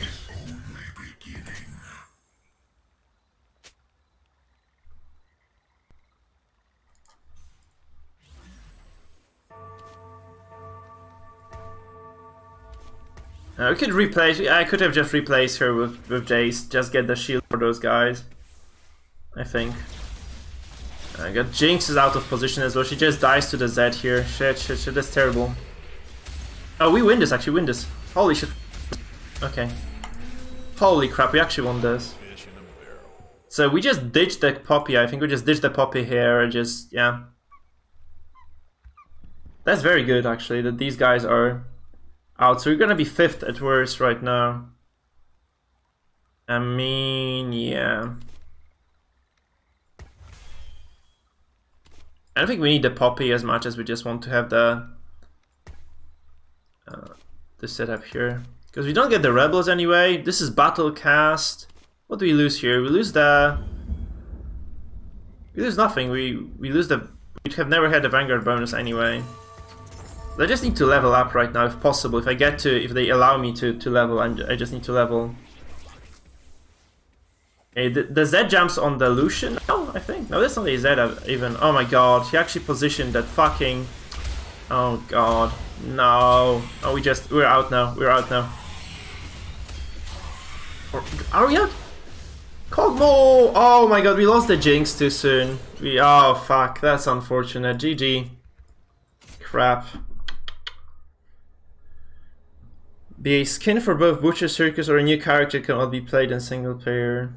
I don't really understand this question, man. What are you asking me? What exactly are you asking me here? If they were to make like a skin for Butcher Circus for me, or a single player character, I would definitely go for Circus.